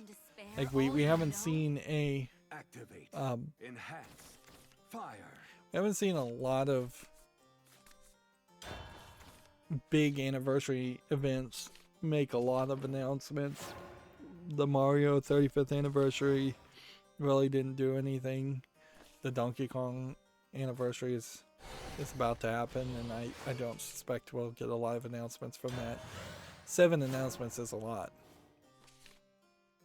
Phil Spencer went on some kind of podcast or interview, and so he said a few things. He said he would be surprised if they don't buy a studio in India, South America, or Africa. Sure. I don't know specifically what company in India, South America, or Africa you're thinking about, because there aren't that many. But it seems like Microsoft's got the money. There's no reason why they wouldn't buy a company in a different country.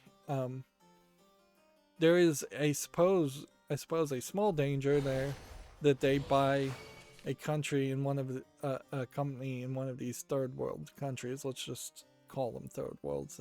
India may argue that they're second world. Some countries in Africa and South America may argue that they're second world or even first world countries, but let's just assume they're third world for this argument. My fear is that all of a sudden that company is going to eventually become the support company that is just doing customer service or QA testing for somebody like Double Fine or Bethesda. Because if you were to buy a video game company in one of those countries, it's probably not a company that has made like a AAA game that justifies it. Whereas Double Fine's lineup, well, not particularly great, at least has some games to justify that purchase. Bethesda's lineup, even if they haven't made a great game recently, still has the Elder Scrolls lineup and all of that. So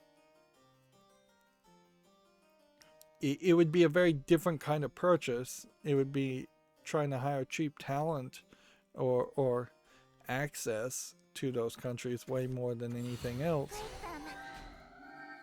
Although, in all fairness, I think Microsoft is probably running out of options as far as buying AAA companies that have made AAA games. And they may have no other choice but to work their way down to more indie companies. A suggestion here is Broforce by the South African Free Lives company. Control is not the same as shackles. Like, we very well could look at the other subsidiaries and maybe find some more subsidiaries that might be more but be more in line with what he's thinking. Also, the way this is phrased, where he says he'd be surprised if they don't buy an Indian studio, probably means the question was asked to him, do you see Microsoft buying a studio in India, South America, or Africa? And he probably responded, I'd be surprised if we didn't, without really having anything in mind.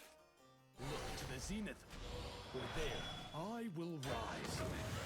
And there is a question. Theoretically, we assume that Phil Spencer really is in charge of Microsoft, but yeah, I wouldn't be surprised if he is more a figurehead as much as Gabe Newell is, and the actual decisions are being made by higher ups at Microsoft in general. I kind of would be surprised if that was the case, but it's a possibility. He is really more of a tech ambassador than anything else. I have all my health, so I probably should just play that. I will rise. Let's see, Video Game Chronicles says the Xbox new system update for insiders adds a quick resume fix and more. One of the things I think that this insider issue is going to happen is little canary. These are all just little fixes. I think they're going to try and implement a spending limit for kids accounts on Xbox. I think I saw that. Maybe it wasn't in this update. But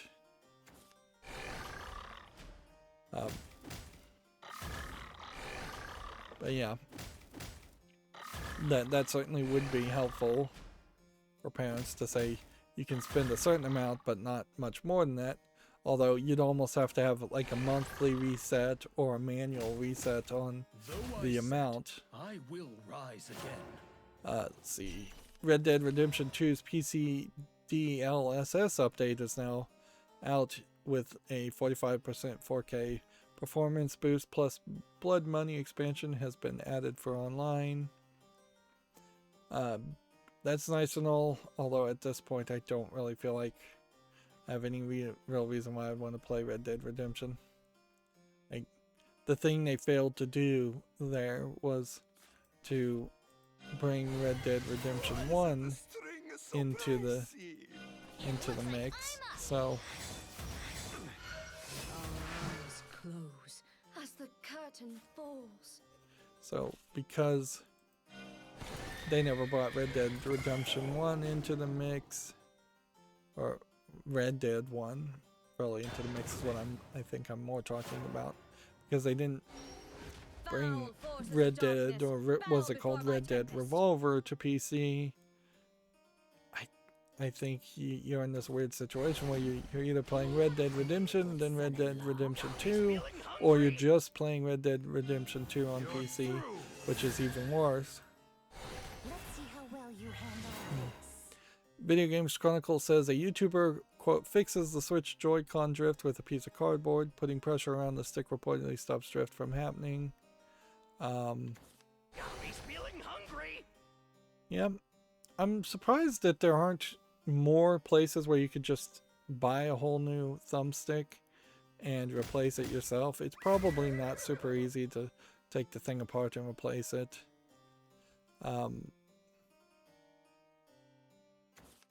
He's feeling hungry. Yeah. Wind, grant them courage. Suppose if you wanted to try that, considering how it seems like there is a major delay to try and get it fixed otherwise. Otherwise, you still seem to have to take out 4 screws. Is this the battery? That is a very small battery. The whole Joy-Con issue really is that they're just too small. The whole thing just needs to be rebuilt. Make a Joy-Con for adults. Put the thumbstick where it is and the buttons way over where it would be on an Xbox controller. And then make it twice as big with twice as battery life. Call them the Joy-Con Pluses. Nintendo doesn't even have to admit that it ever had Joy-Con troubles in the first place. You could just say we've improved the battery life on the Joy-Cons, and that's why we're coming out with these new versions. And then they could just slowly replace the Joy-Cons with the bigger Joy-Cons. You don't really have to have any kind of physical difference to them. But yeah, the fact that the Joy-Cons have not been admitted to be broken or fixed highlights how the people in charge, the shareholders, we assume now, that are in charge of Nintendo, have betrayed the hundreds of years of history in attempting to do quality service, at least in its hardware, in favor of short-term profit. In all fairness, Nintendo has been very wibbly-wobbly with some of its hardware designs. The Wii U is another example of a failure, certainly as far as hardware. And you could make an argument that the GameCube went in the wrong direction, but that was a gamble that I can dismiss a lot easier. Going with the mini discs.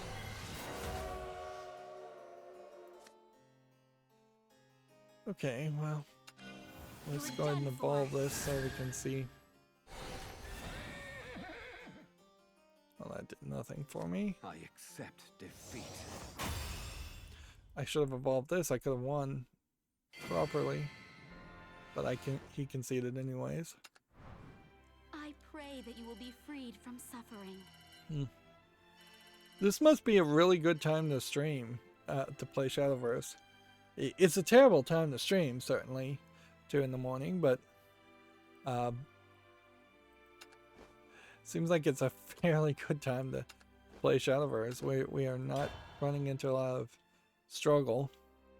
Moving on, Stadia Pro developers will get revenue depending on how often their games are played, according to Video Game Chronicles, which that, once again, does not really feel like something that a lot of people would want to sign up for. Is Certainly. despair all you know? This one's for my family. According to Video Game Chronicle, NBA 2K22 gets a September release date and the franchise first female cover athletes, which apparently it's 2 females, according to this, looking at this art.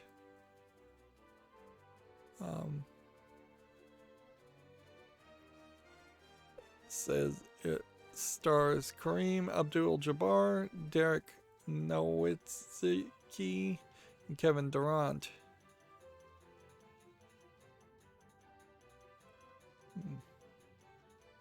Which one of those is Dirk Nowitzki? Which one of those would be female? None of those are females.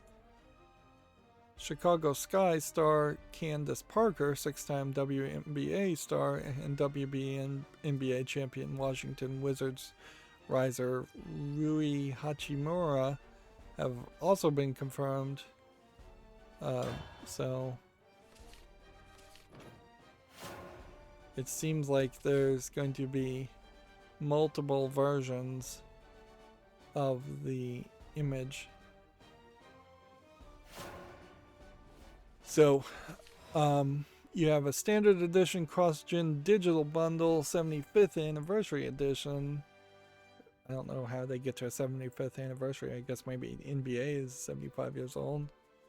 And then this is probably going to be a super limited edition that has the females on it.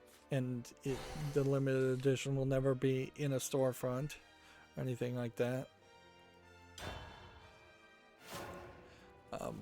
And I don't know if that people would really care, but I wouldn't be surprised if basketball fans particularly do care. If I was going to generalize a group of sports fans that are sexist, or a group of people that are somewhat sexist in their thinking, I think sports fans probably are in line there. You only have to look at the fact that NFL, no, there's no female equivalent really to NFL. NBA, WNBA is laughed off.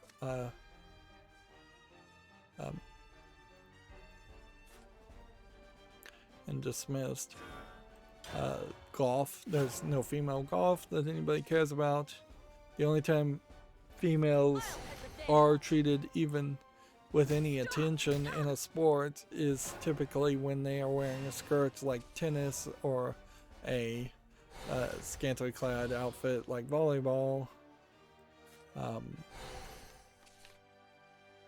Yeah, even things like chess that are purely mental, there's still a long history of sexism, and it is a snake eating its own tail a lot of times too, because there was some sexist 100 years ago that said it was unwomanly to play chess. They've created this culture in which women are not welcome playing chess, for example, and that has never really been adjusted or corrected, or even attempted to be corrected. You're in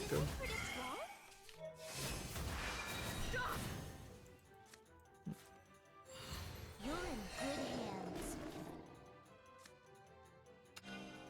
You're done for. Well, that didn't quite play out the way I'd like it to, but I think it will work. Well, that's too bad. Moving on, Battlefield 2040 crossplay and cross progression plans have been detailed. Okay.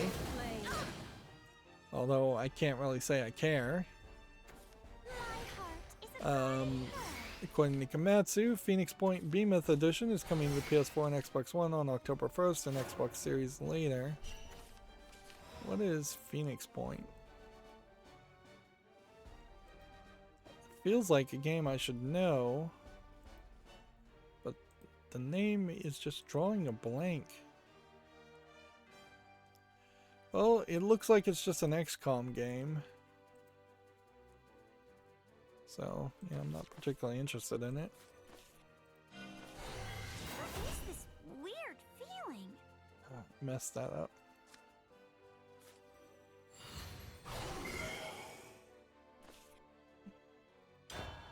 I probably messed up twice there. Let's see. Cave announces a Toho project title due out in 2022 in Japan, which is frankly an announcement for an announcement. The Smurfs Mission Billif, Vile AF. I wonder if this is a typo. Anyways, it's coming to PS5 and Xbox Series in 2020. Vileaf. Yeah. It's a Microids game. I don't know if this is an old game being re-released or if this is just a new game. There should be a lot more Smurfs games than there are. Yeah, this looks like a new game. Yeah, it really makes no sense that that hasn't already been a thing.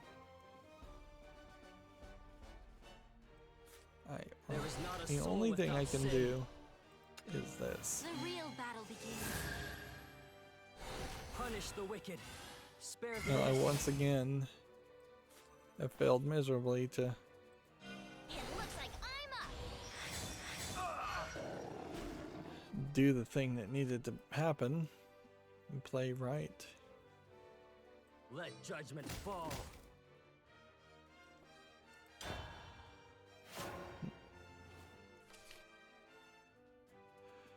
See, Cataclysm Shards of the Forest coming to Xbox One and Switch on August 13th. This looks like it's a card game.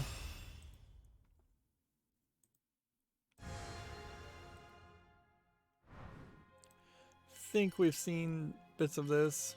It's slightly interesting, but could be pretty dull too. Record of the Lotus War Deadlight in Wonderland final update is now available. It's currently on sale for 20% off. This is the kind of side-scrolling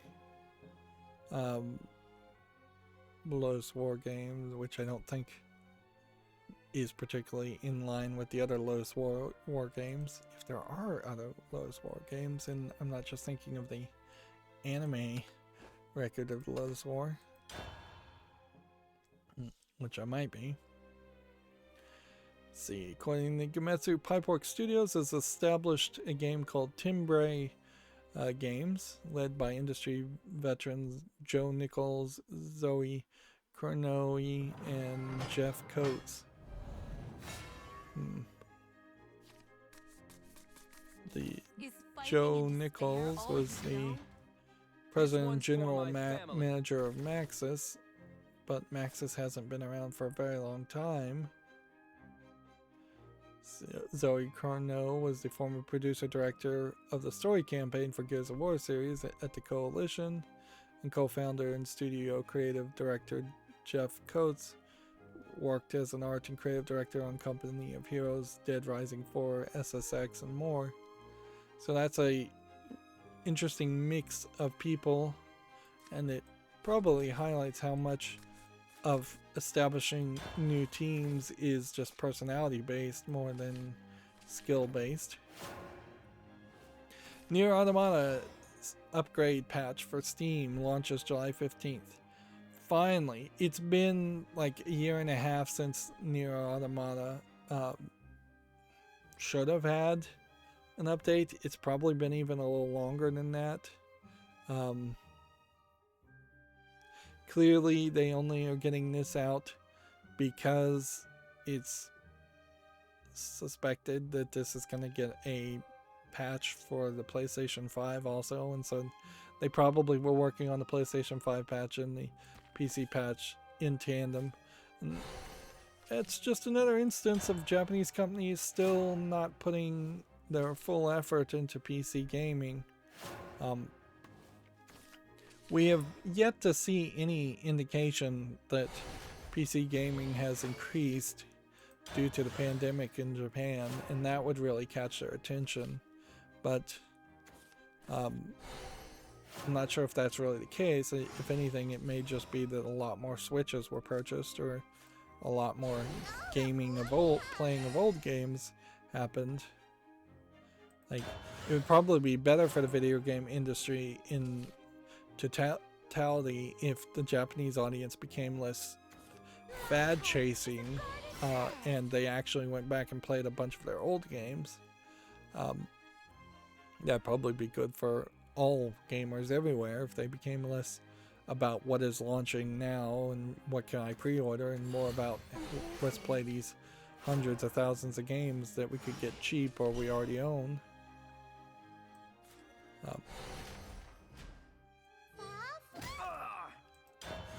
For my own massive backlog of games, I am starting to feel a little bit more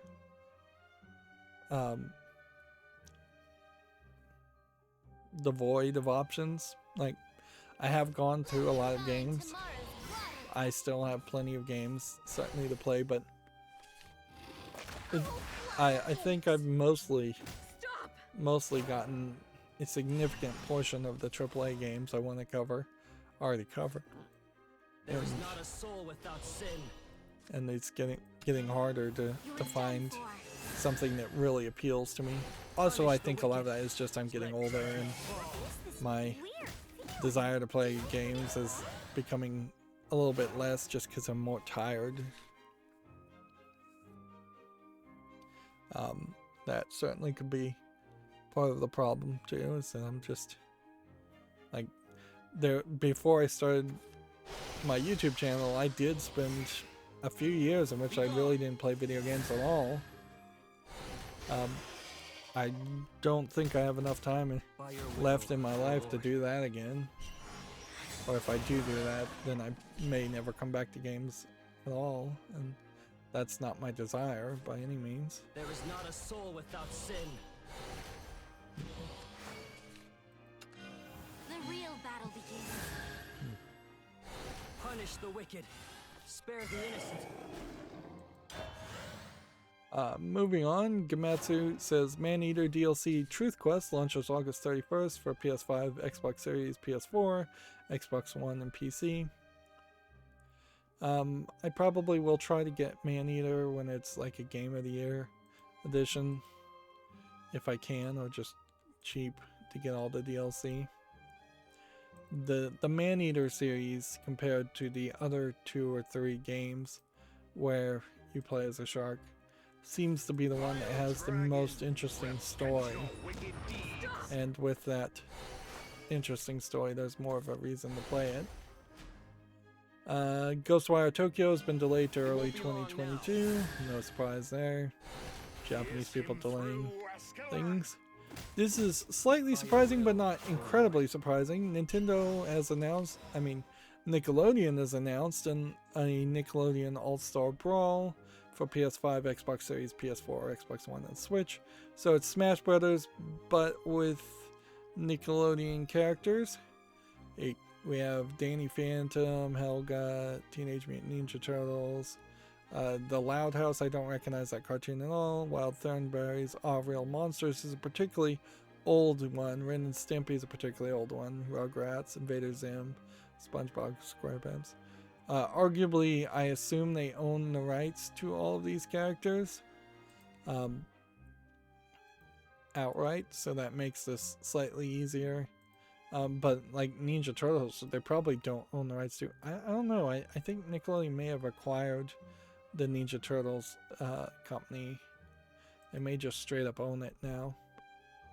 There is this problem, and I said this, I think, just last stream, that Already a proper anything that tries to be a Smash Brothers game is going to fairly fail because Smash Brothers just has so many games already made.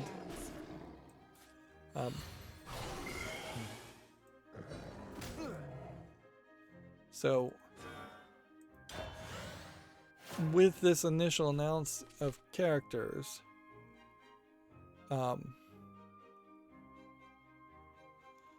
you're 1, 2, 3, 4, 5, 6, 7, 8, 9, 10, 11, 12, 13. They're talking about 13 characters here. Probably they'll tease out some more characters over the course of time, but even if they could get it up to 50 characters, there's like 300 characters in Smash Brothers. I'm exaggerating, I have no idea how many actually are there, but it definitely feels like 300.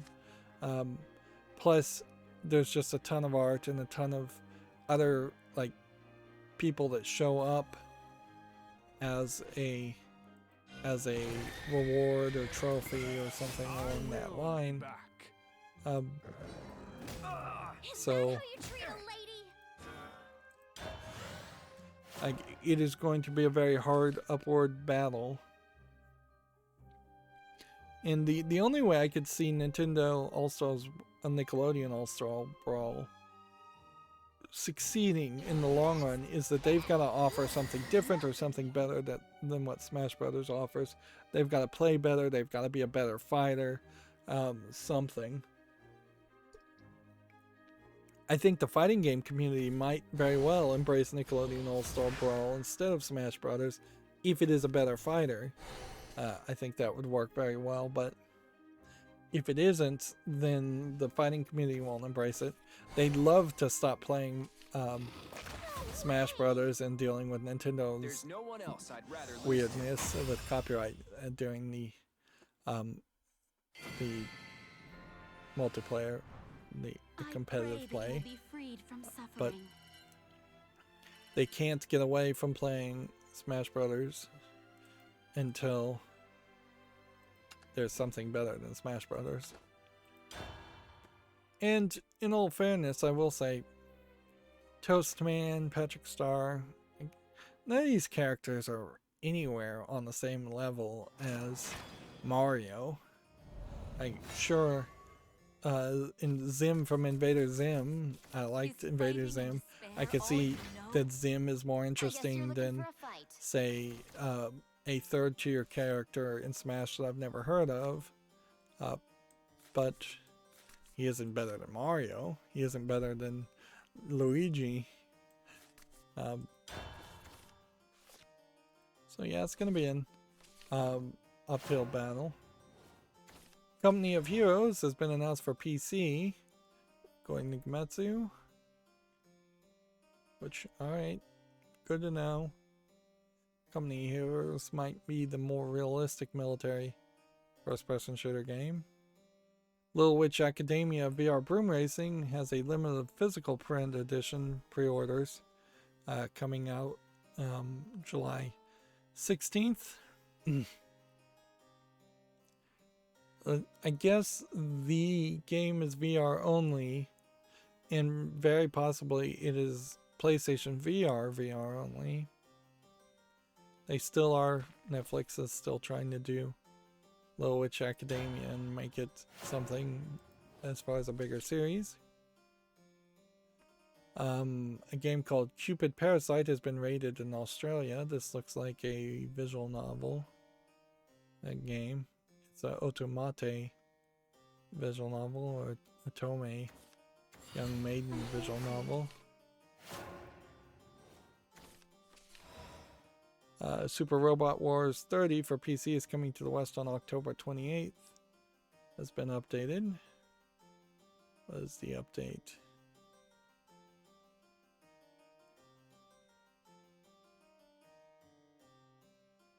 I don't even know. I'm not even going to bother to figure it out. Here we have a game on Steam called Fuga Melodies of Steel. which seems like you play as these like cat characters running these giant tanks. This might be more of a resource management game than anything else. They're calling it an RPG. Interesting. It's an interesting like art style for these giant tanks, but then also cat characters. It's gonna be French full audio. Is this a French game? I might explain the weirdness, because it doesn't come off particularly anime. Like, I could see that this was probably drawn by an Asian group of people, but you're not getting a feeling here of anything that feels in line with that moe art style that's so prevalent in anime these days. I'm gonna put this on the follow list. I'd like to see people's reaction to it. I could see a lot of people just immediately dismissing it as a furry game, but we have to remember a lot of cartoons and comic books for kids were anthropomorphic animals before furrydom ever existed. Gametsu has a Illmatic Envelope Swamp launching October 14th in Japan, which looks like some kind of shoot 'em up game. Famitsu review scores for issue 1702. Grand Shinchan got 32 out of 40, so not very good. Which is fine, because I was fairly certain this Crayon Shinchan game was never going to make it to the West, and there's a decent chance it wasn't very good. Skyward Sword HD for the Switch got 34 out of 40, which is barely above average. Into Utawaro Mono Zon 2 got 31 out of 40, so 3 games came out, and most of them pretty bad. I guess Today we'll we'll hit lift that. some heavy scriptures.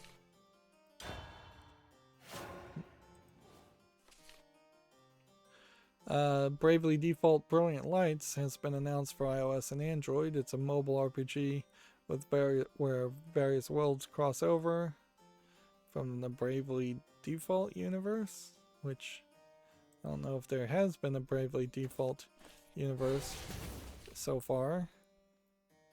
Bravely Default creators, some of them are people who worked on some of the previous Final Fantasy games, so in a lot of ways, what was Final Fantasy as far as it actually being a fantasy game has been moved over to Bravely Default, and what is Final Fantasy as far as giant swords and guns and Final Fantasy 15 style visuals, it has been left to make that be what Final Fantasy is there. Nothing looks particularly interesting in that trailer as far as Bravely Default. This art looks interesting, certainly. Almost like a stained glass hand-sketched art style, but yeah, there's the actual game is just the standard small 3D models you would expect to see from a mobile game, which Only I could find that X factor. I did look up like the most recent ARM chips, and ARM as a standard is at like version 8.3, so I suspect until we had a new generation of a new generation of ARM chips, or we start to see cell phones that don't use the ARM infrastructure and use something else, we probably won't see major updates as far as quality of the visuals of games on cell phones. There is a slight push to have more gaming cell phones out there, but we've got to get the vast majority of people to move in that direction, and it would have to be a case that Apple and Android did something to push games to look better, because we really do need that first generation of cell phone games as far as Apple and Android operating systems. We need them to phase out and go away, and we need to see a second generation. We need to see that step from 8-bit graphics to 16-bit graphics. There is not a soul without sin. Alright, I'm gonna run a risk You're here. done for. Punish the wicked. Spare the innocent. Full frontal attack. Let judgment fall. Okay. I'm out of cash. A bear a day keeps the doctor away. No. Moving on, the Caligula Effect 2 launches October 19th in North America and October 22nd in Europe. So, okay. I need to go back and look at the review of Caligula Effect 1 to figure out if there's any real reason to be interested in this series or not. I mean, it really does just look like a Persona style RPG game. That may very well not matter.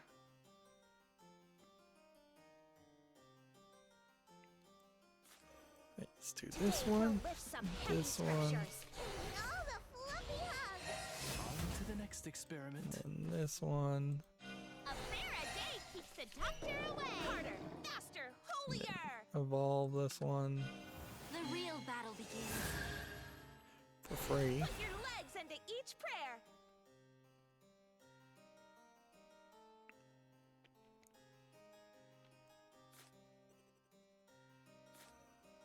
I'll go ahead and do that one too. Unbelievable. A game called Giga Bash launches in early 22. Glorious Has a flower trailer. blooms Let's over her homeland. see what this trailer Nothing looks like. stops me once I got my speedy boots on. Ah, this is one of those kaiju battle games. Although it seems like you are more of a super robot fighting a kaiju more than being a kaiju. Monsters come in every shade imaginable. Yeah, I don't know if it seems like you are playing as the giant monster kaijus more than the super robot. Maybe it's a little bit of both. This isn't the game I think I've seen before.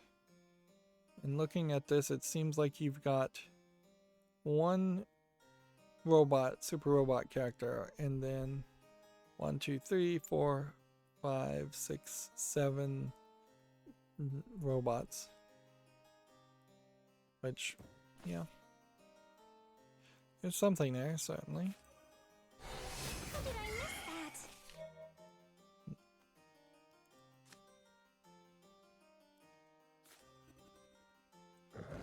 That one. Back straight, Hit eyes that closed. one. Unbelievable. Draw a couple cards Unbelievable. in the turn. Unbelievable. Game Sutra says Summer Games done quick. Raised $2.8 million for charity. I think this was Doctors Without Borders this time. Yep, we had already talked about this article and how it didn't bother to really tell you the actual charity this time. This ends here. And I wonder, frankly, come to think of it, if that is Eventually.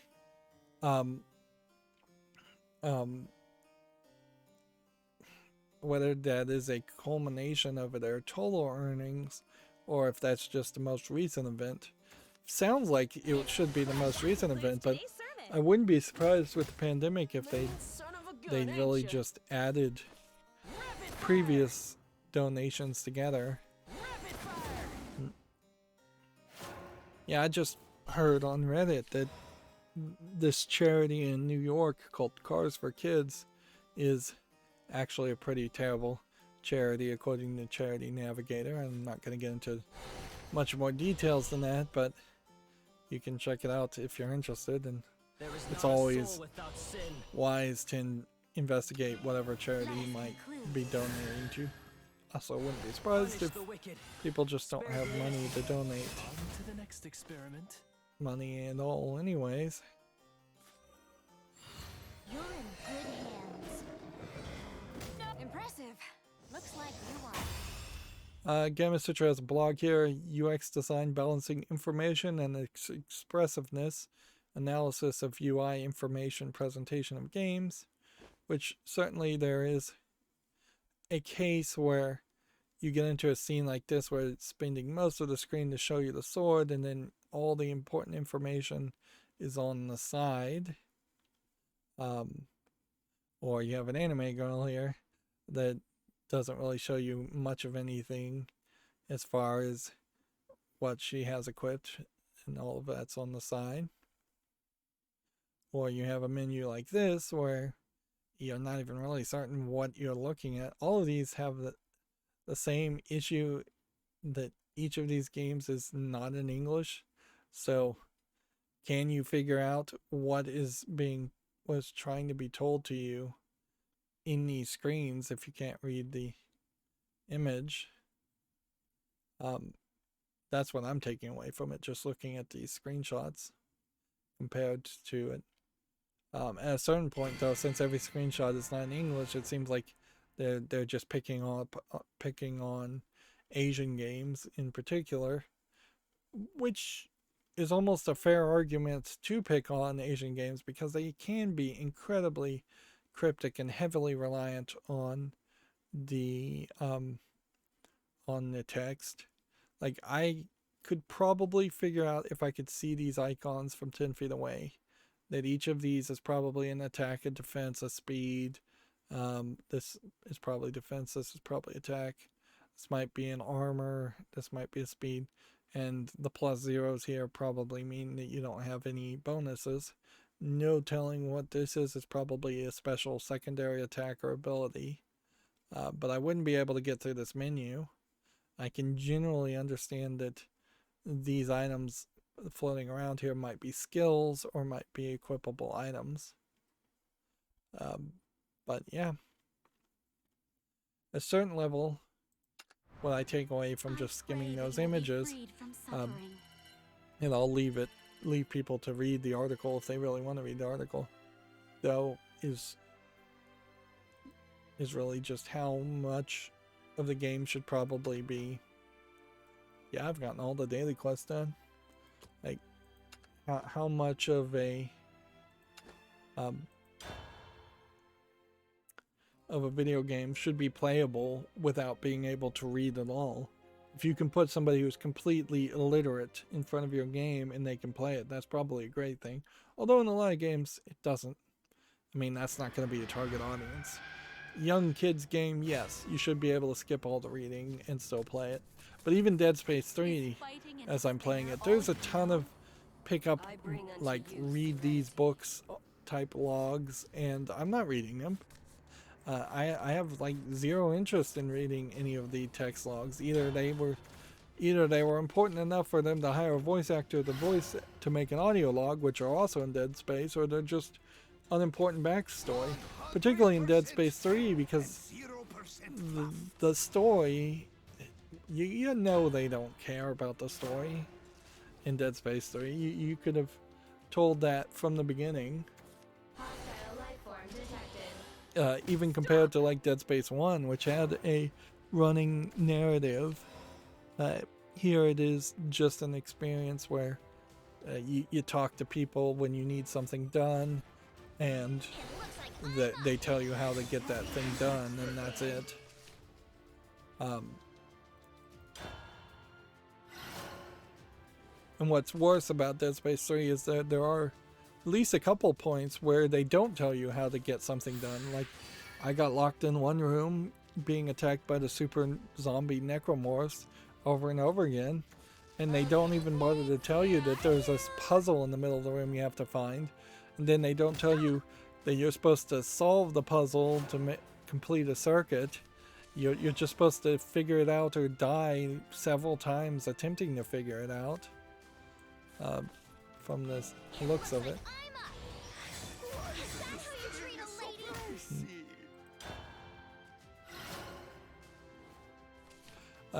Game of Sutra says Dead Cells has sold over 2 million copies on the mobile platforms in China.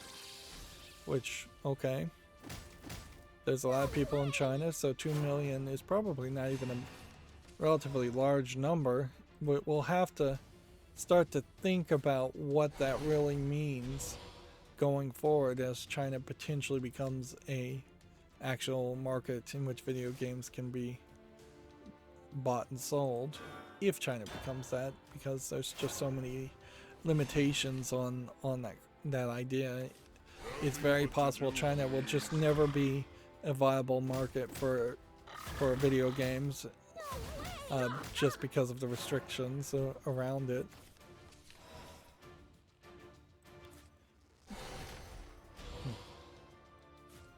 Today we'll lift some heavy scriptures. Okay, well, thought I was gonna heal something. Game of Sutra says how a happy accident inspired the narrative adventure Lost Worlds Beyond the Page. This is another game kind of getting special coverage because it's going to be highlighted at IGDF. Arguably, this is one of those games. These kind of articles are things I should not bother to read at all. Looks like this might be a somewhat typing game. Maybe, maybe not. Maybe it's just a platforming game.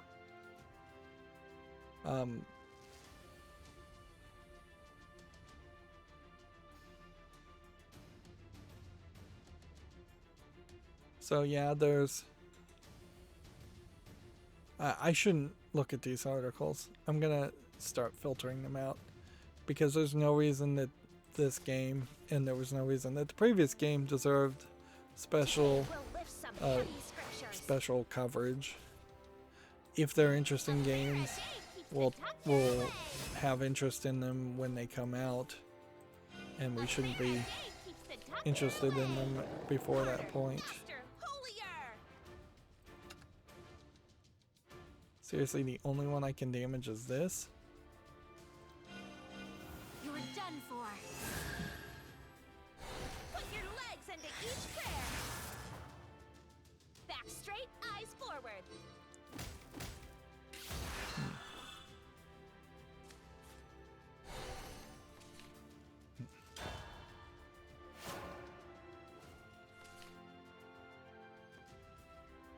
Talked about that.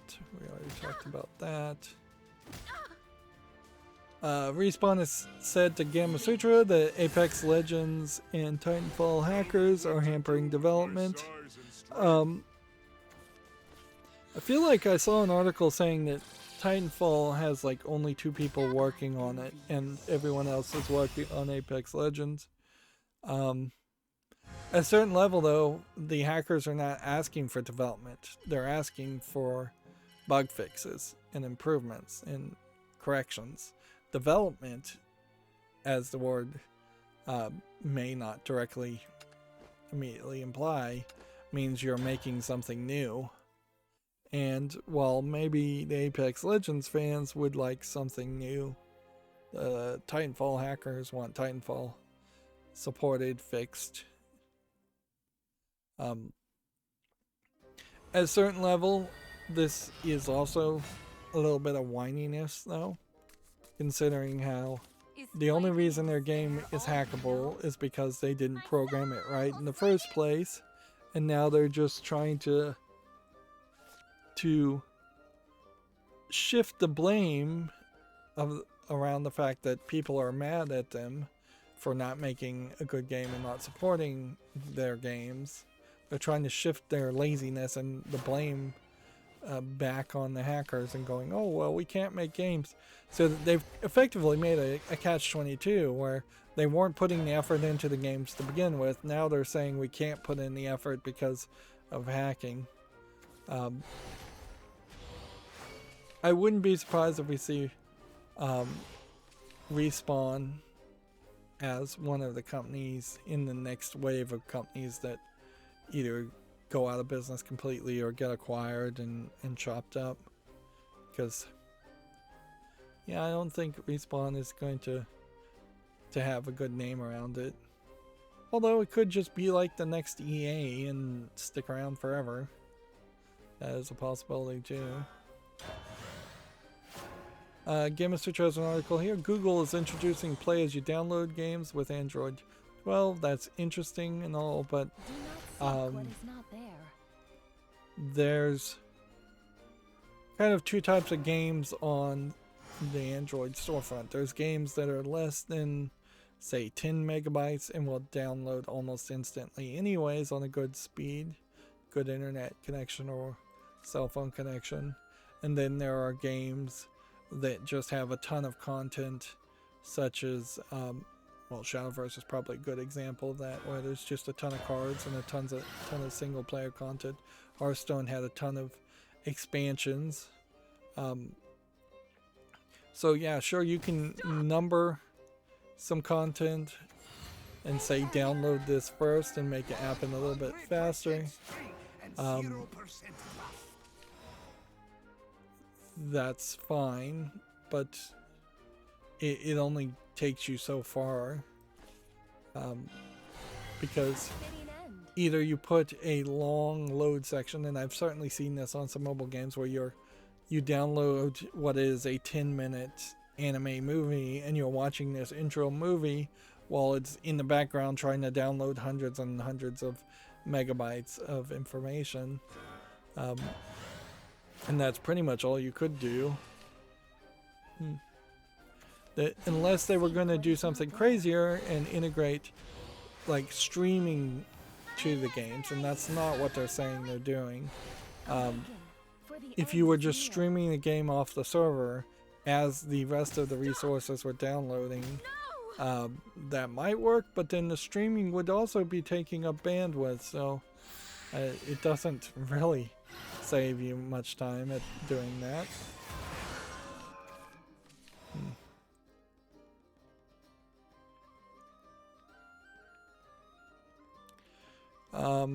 I don't know if this really is worth mentioning, but this Alba, a Wildlife Adventure, has been named Game of the Year for Games for Change Awards, which is crazy because I don't even think this game is out yet, and if it is, it's only been out for a very brief amount of time. I have not heard anybody review this game. Same is true for Lost Words. So this is once again a example of Gamma Sutra over highlighting one specific game or two specific games. Smiles are the best medicine. You were done for. Like the game Alba does look interesting. No, It was smiles are not on the list of games to check out, but yeah, it's not, doesn't deserve a Game of the Year award, even in a specific category, in my opinion. Here we have a game on Steam called Death Upon Us, which looks like it's an asset flip first-person shooter zombie game. $9 English full audio and several other languages. Nothing of interest there. Here we have Red Crucible Able Archer, which is some kind of tabletop game. I think we already looked at this one. Nothing of interest there. Here we have a game called Blood Labs, which is a dark screenshot top-down twin stick shooter. $3.99 English only. Here we have a game called Destined to Die, which looks like a weird point-and-click game, but seems to me like they're calling it a life sim. Really, it just seems like a weird game. It's free, but then if you wanted the raw art or the cat postcard wallpapers, you're paying $10 for both of those, English and Chinese. Yeah, I don't think that's much of a game there. Here we have a game called Projections, which just looks like a mess of shapes. $12.99 English only. Let's come over here and play. Could do 2 damage here. Could do this. We can do this. Some heavy scriptures. Here we have a game on Steam called TV Kid, which looks like nothing. Hostile unit confirmed. $9.49, English only. Here we have a game called Path of Vidya, which Not a warning. looks like a Information protocol. terrible RPG Maker game, free to play, English allegedly full audio. Here we have Spades. I don't know why you'd want to play Spades. That looks like this when you could play Tabletop Simulator for the same price. $10.99. Yeah, I'm just going to be able to burn through a lot of games at this rate. Here we have one called Aussie Mech, which looks like it's a top-down Diablo clone RPG. Action-adventure game. Free to play. Split screen, co-op, and player versus player. Well, I was going to give this a chance, but unfortunately it has no single player game, so seems like you just play against each other.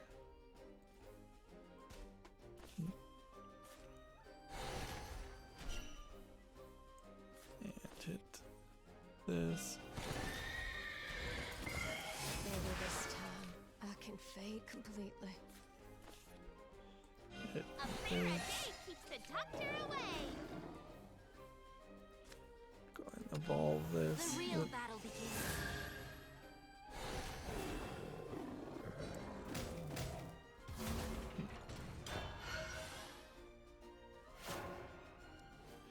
Here we have a game on Steam called The Chameleon. Which looks like it's some kind of stealth game. There was a game sort of like this where you could shift your appearance.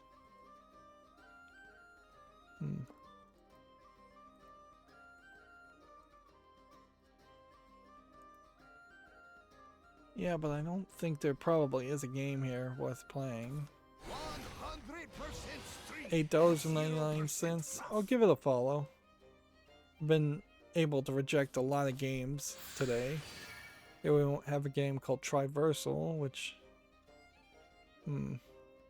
seems to be a kind of physics wiggle game. I was so lonely.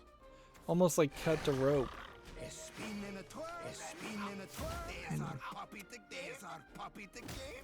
Looks like it might be an interesting little puzzle game. $11.99 English only. Certainly this will be the, how many people actually review it and say it's good, and how many levels it has.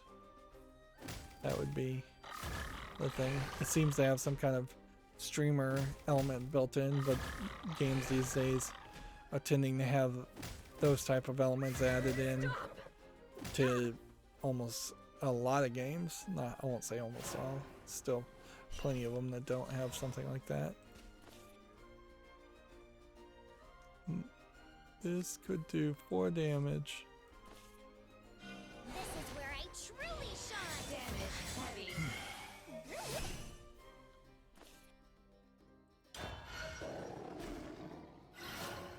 heavy. Here we have a game on Steam called Mecha Fighters, which it doesn't look like anything. Early access 254. Here we have a game called Radio Viscera, which top-down shooter. Looks visually polished enough. $15.99, bunch of languages. I think that deserves a follow. Now I want to get through all of the news today because I don't want Friday to, if I even make it to stream on Friday in time, I don't want it to be super long, and I don't want to cover any of the games. But I don't want to have so many games left over from Wednesday and Friday that it's a super long Monday on Monday. This is historical jigsaw puzzle game. I mean, it's a jigsaw puzzle with historical images. What can I say? $1.99, not something that would interest me. Here we have, let's start another game. Just trying to get victories just to go up rank, I suppose, more than anything. Here we have a game called Outsider Afterlife, which seems to be a collection of puzzles and kind of a point-and-click adventure type game. It's $8.99, English full audio, several other languages. Yeah, I think we can put that on the follow list and see what happens. See how people like it.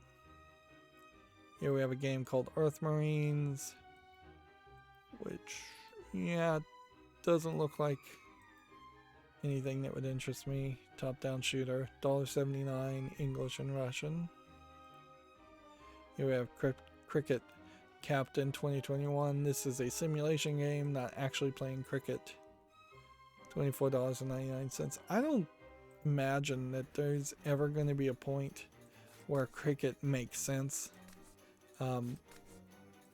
as a video game, because cricket is just this like super long running sport that you would play when you just have a giant field and a cricket bat and a ball, and that's pretty much all you need. And that's the beauty of cricket, much like how soccer, really you just need a soccer ball and a large field and maybe some sticks to form a goal, or an actual goal net. But yeah, cricket also, on top of being easy to set up and play in real world, is super long, which soccer does not have that problem at all. And that's why I think soccer games are slightly better as video games so far, the ones I've seen. Here we have a game on Steam called Submarine War, which looks like nothing of interest. 79 cents, English and Chinese. Here we have a game called Miss Cat in Mars, which looks like it is a platforming game of no interest. 59 cents, bunch of languages. Doesn't look terrible, but it is very orange.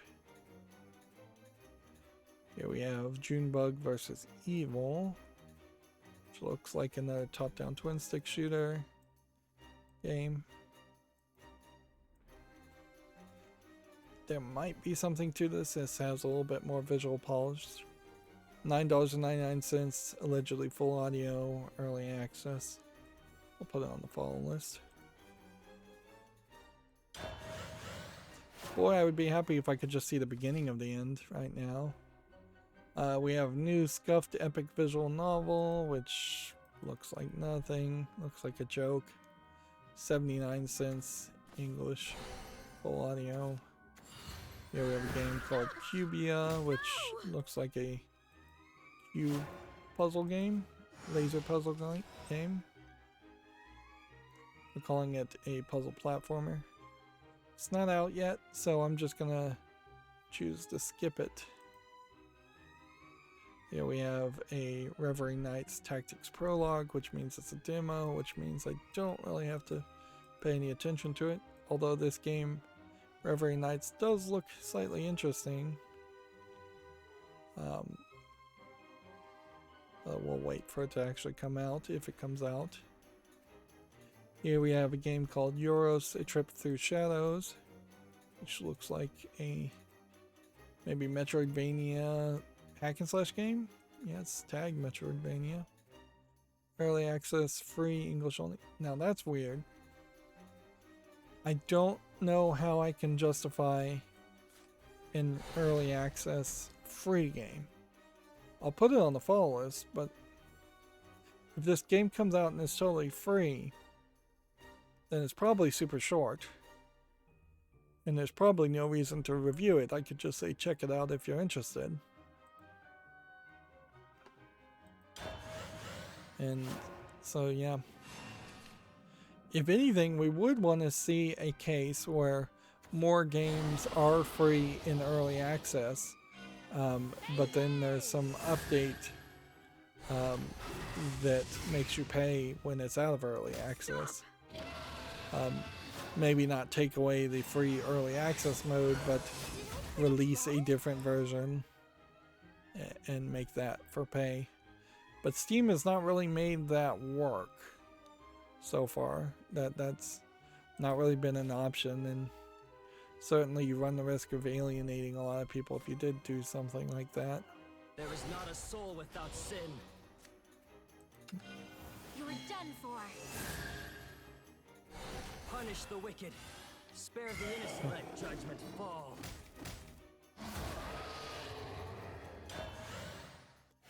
Next, we have a game on Steam called HUGE, which I suppose you pronounce it as huge.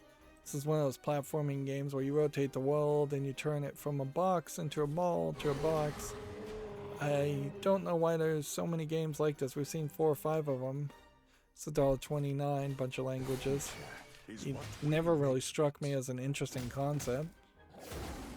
Here we have a game called Deconstruct, which I think is probably an asset flip visual novel.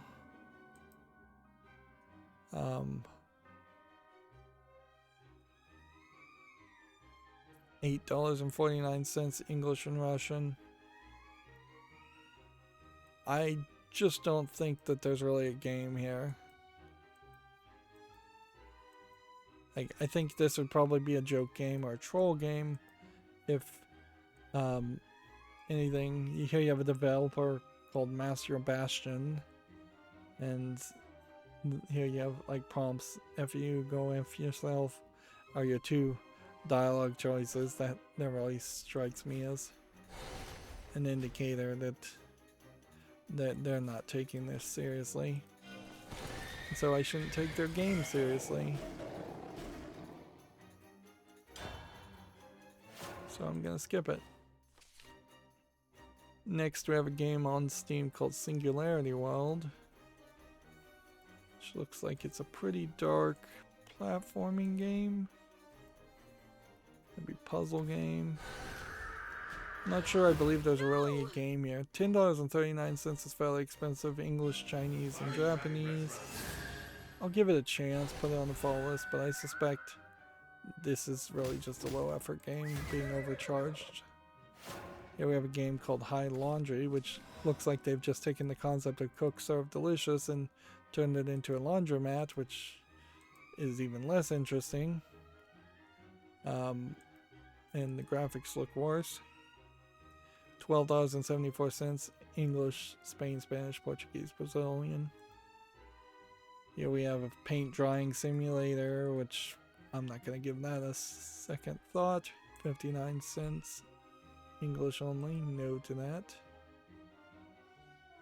Okay. We need to be able to do something here. So hit this. Hit this. Play this. In the channel. Here we have Sprite Sequence Chapter 1, which I assume means it's episodic. And I kind of like this art style. It's free. It's about 10 to 20 minutes long.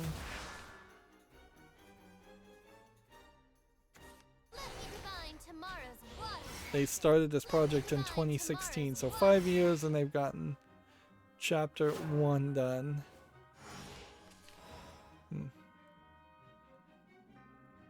And this apparently is some kind of like webtoon creator. Webtoon is one of those communities I think that exist, and people who know about it a lot, and people that don't know about it don't know anything about it. Smiles are the best medicine. Okay.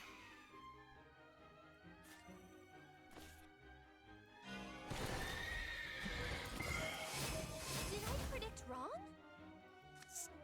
Right in the ball The here. real battle begins.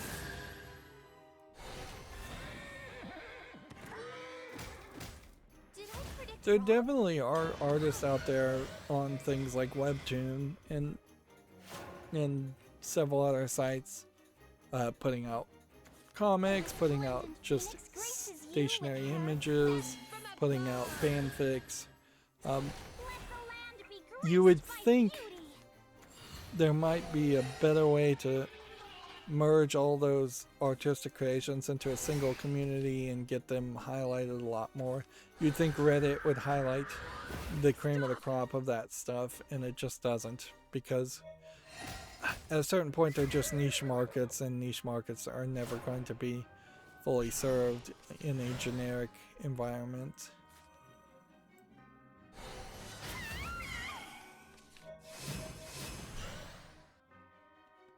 Well, I have no choice but to smiles are not free. attack there.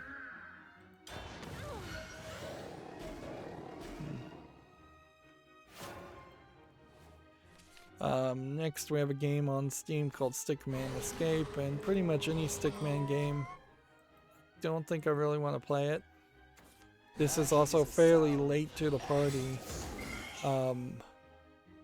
as far as Stickman games, and typically these Stickman experiences are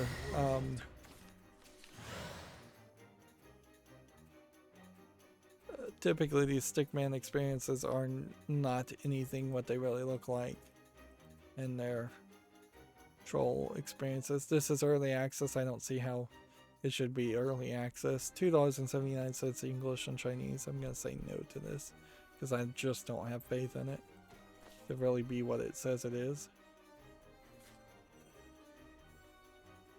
Okay, I'm gonna play this and hope this works.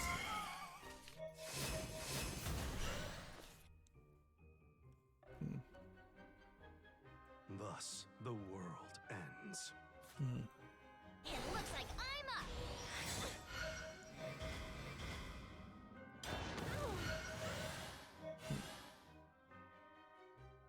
up. Next we have a game on Steam called Brick Bayou, which doesn't look like anything.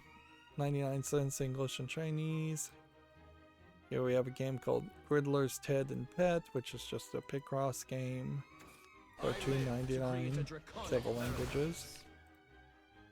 Alright, I can see the beginning of the end, good. Here we have a game on Steam called Replicator's Defense, which looks like nothing. The good news also, starting so late, there's almost certainly there's not going to be any new news to cover. This is $1.49 English and Russian. Here comes the tidal wave. No way! Here we have a game called There May Be 99 of Us, but we have to win in 99 turns. Some like terrible RPG game. $3.59 English only. Here we have a game just called Box Pusher, which is a box pushing game for 59 cents. Here we have a game called Splash Road, which looks like nothing, for 59 cents. Here we have a game that is all in Asian languages and looks like it is half visual novel, half Minesweeper? Nope, not today. Vacation combat zone. He conceded. Wow, and I got a thing, probably because I moved the battle pass upward. Freed from suffering. Yeah. With the battle pass. They really need to integrate the battle pass just into this one screen. It's stupid to have it pop up over the other things.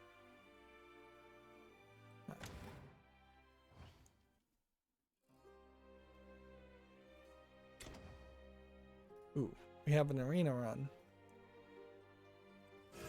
Why did I not know about that? Like, we have no daily missions, and we won't for at least 11 hours. So we can pretty much just lose in an arena run, and it probably won't even be like that difficult to just lose in an arena run fairly quickly. We'll be done with all the news by that point. Here we have Guardian's Royal Journey, which is just a tower defense game. Free to play, English and Chinese with in-app purchases. Here we have Ultimo Soccer UDC, which doesn't look that interesting, for $2.99 English, allegedly full audio. Here we have a game called Chromopoly, which looks like it's some kind of Monopoly clone, but it's maybe slightly different. Maybe not. I mean,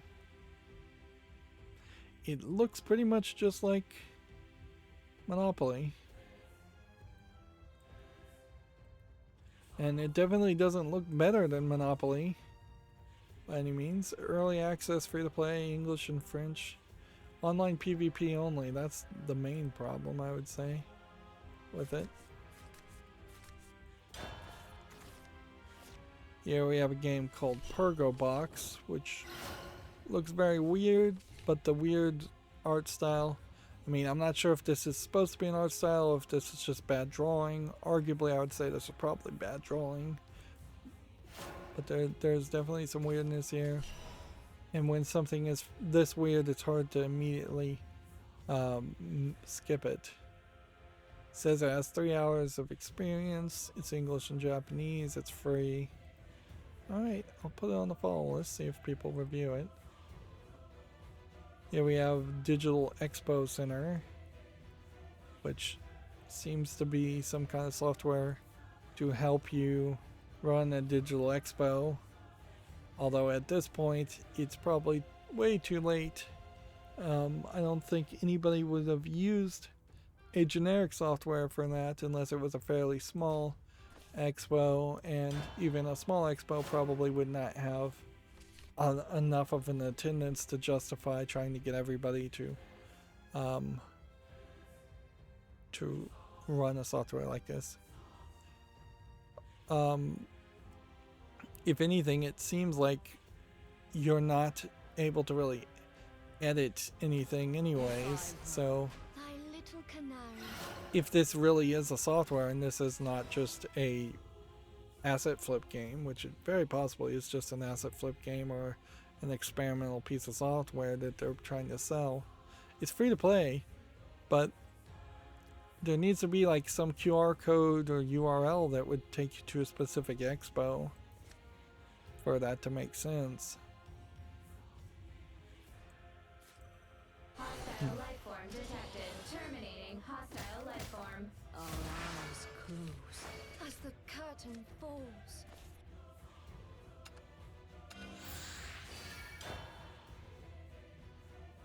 Let's see. Next, we have a game on Steam called Horror House, which looks like it's a dark screenshot horror game. Yep. Early access, requires VR, $3.99. English, full audio. Yeah, I don't think I particularly want to play any kind of dark horror game in VR. I mean, honestly, looking at this trailer, when you actually do see the monsters, the creepy ghost girls, they don't look terrible. And it seems like you can actually fight back with some kind of cross or holy water flamethrower type ability. So it does have some things going for it. It just, I don't think, has enough going for it.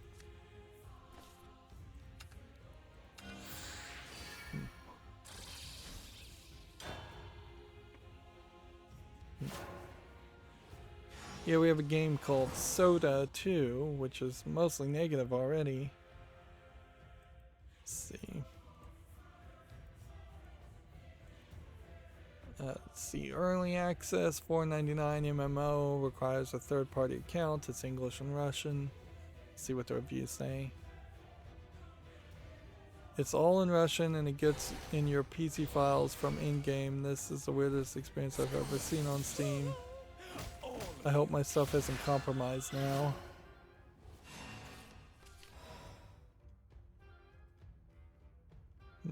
Can't access game, pay $2 for nothing, stupid game. So apparently this is one of those instances where somebody managed to upload a game that either has no files or doesn't run. I don't know why Steam still lets that happen, but they seem to do.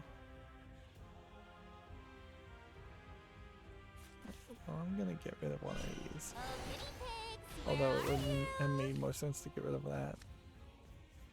Wouldn't it? 100% string and 0% fluff.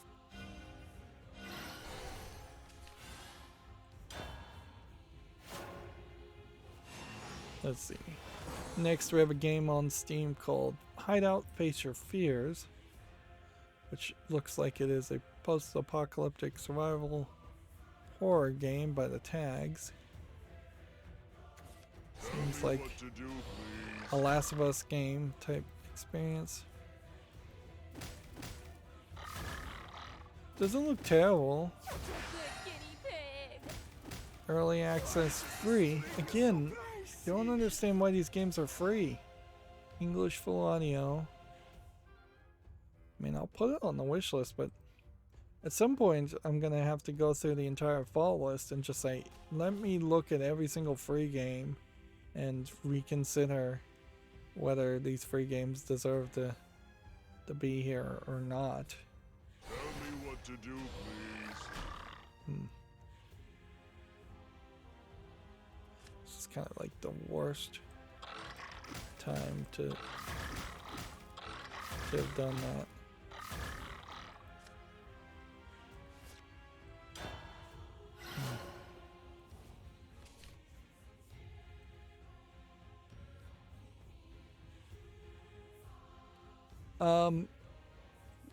YouTube and YouTube Gaming has put out a thing where new features where you can have availability for clips, polls, and subscriber only chats. Unit confirmed. So clips is now rolled out to all gaming creators with 1,000 subscribers or more, with plans to expand to all creators in the future. Subscribers only chats, live chat with just your subscribers, now available to all streams. Now remember, on YouTube, subscribers are All of you. people that are subscribed to your channel, I think, This is not a warning. not just supporters. People that are paying a monthly fee for your channel. And then polls in the chat, I mean, they're really late to the party, certainly.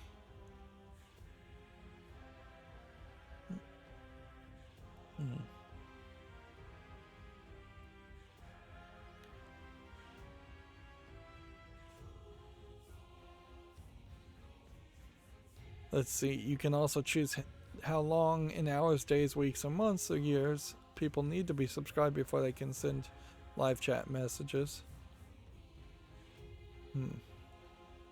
Live polls seem like they're for all streamers. A lot of those features, though, are not just going to immediately be useful in a lot of cases. What fine threads you have. This'll be over quick. If I were Thy little canary.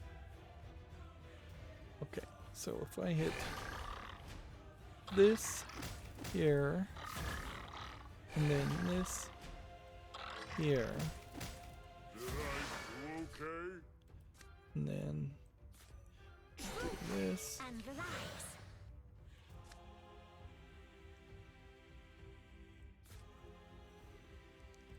just do this, I guess. And relax. Everything was a lie. Not fast enough to kill that, but whatever.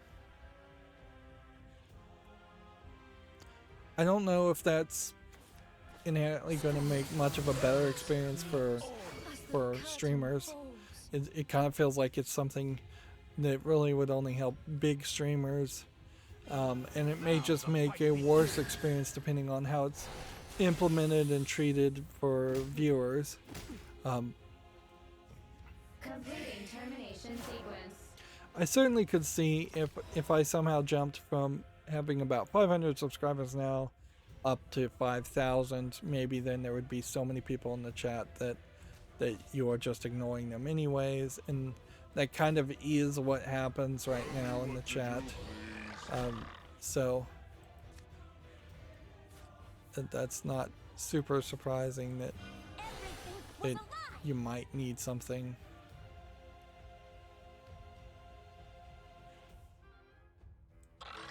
To assist you there. The truth will cut you down.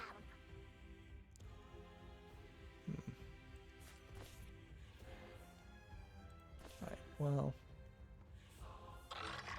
Can hit that.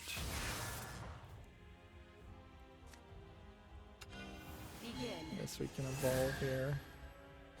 Tell me what to do with my like this. And do that. Damage heavy.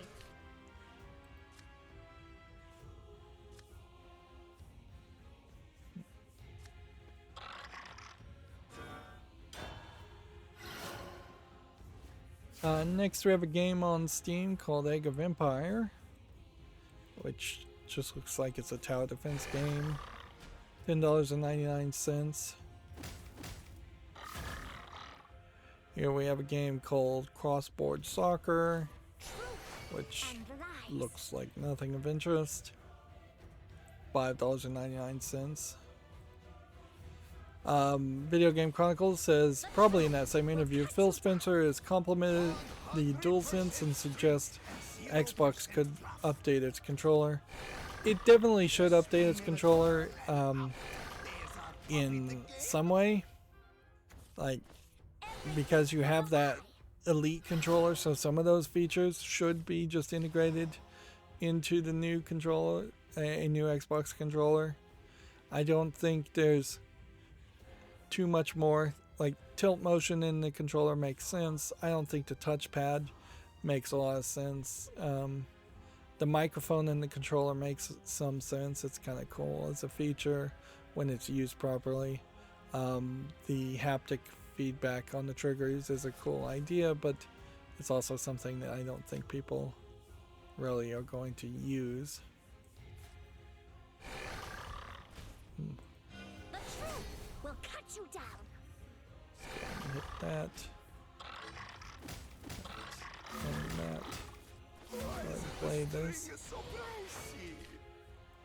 Go ahead and fuse with that one. This one should have already fused twice. This one should have fused once.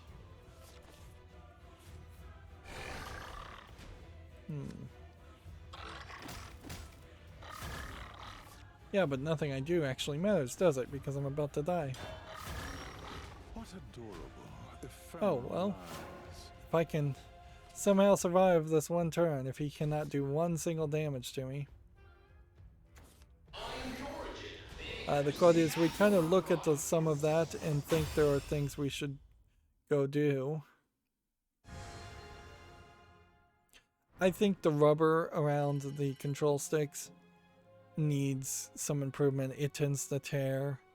I think it wouldn't be crazy to have a way to change what the button prompts say on the controllers, or have a Japanese version that puts the buttons on the other side.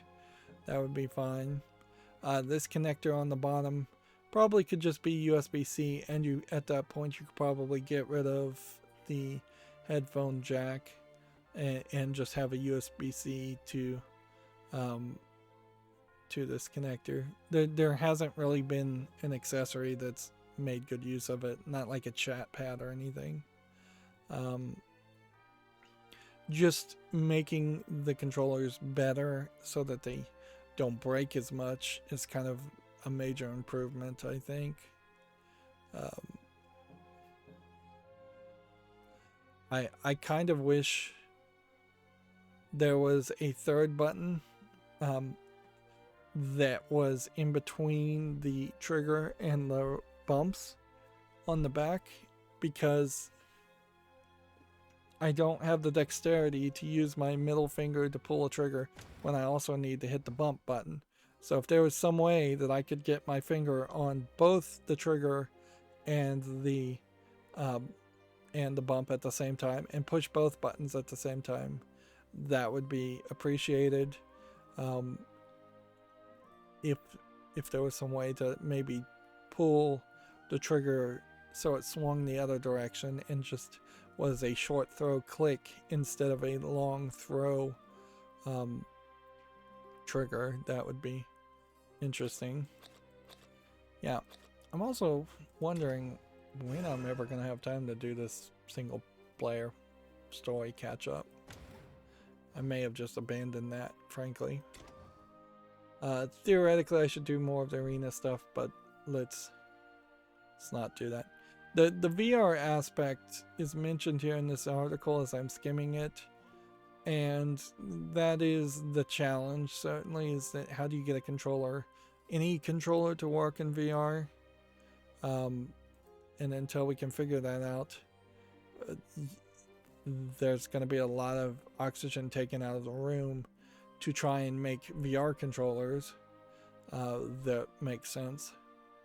And there definitely might be an argument to stop having people have to put their arms inward to hold a controller that is one controller, and just let them naturally have two controllers that are in each hand, and you can move your hands around freely if you can get all the buttons to work that way.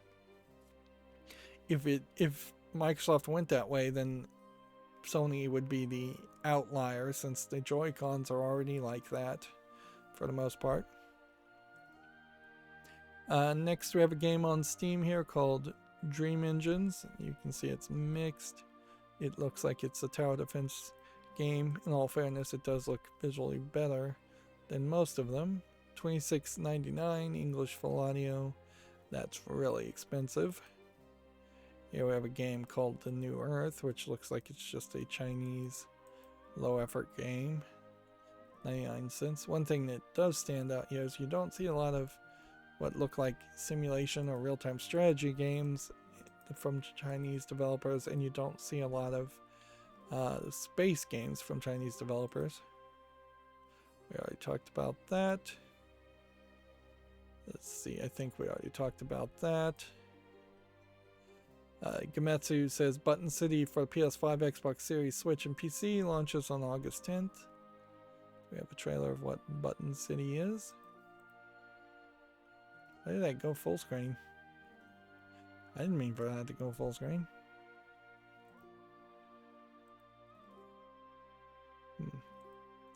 How would I have gotten it to go full screen?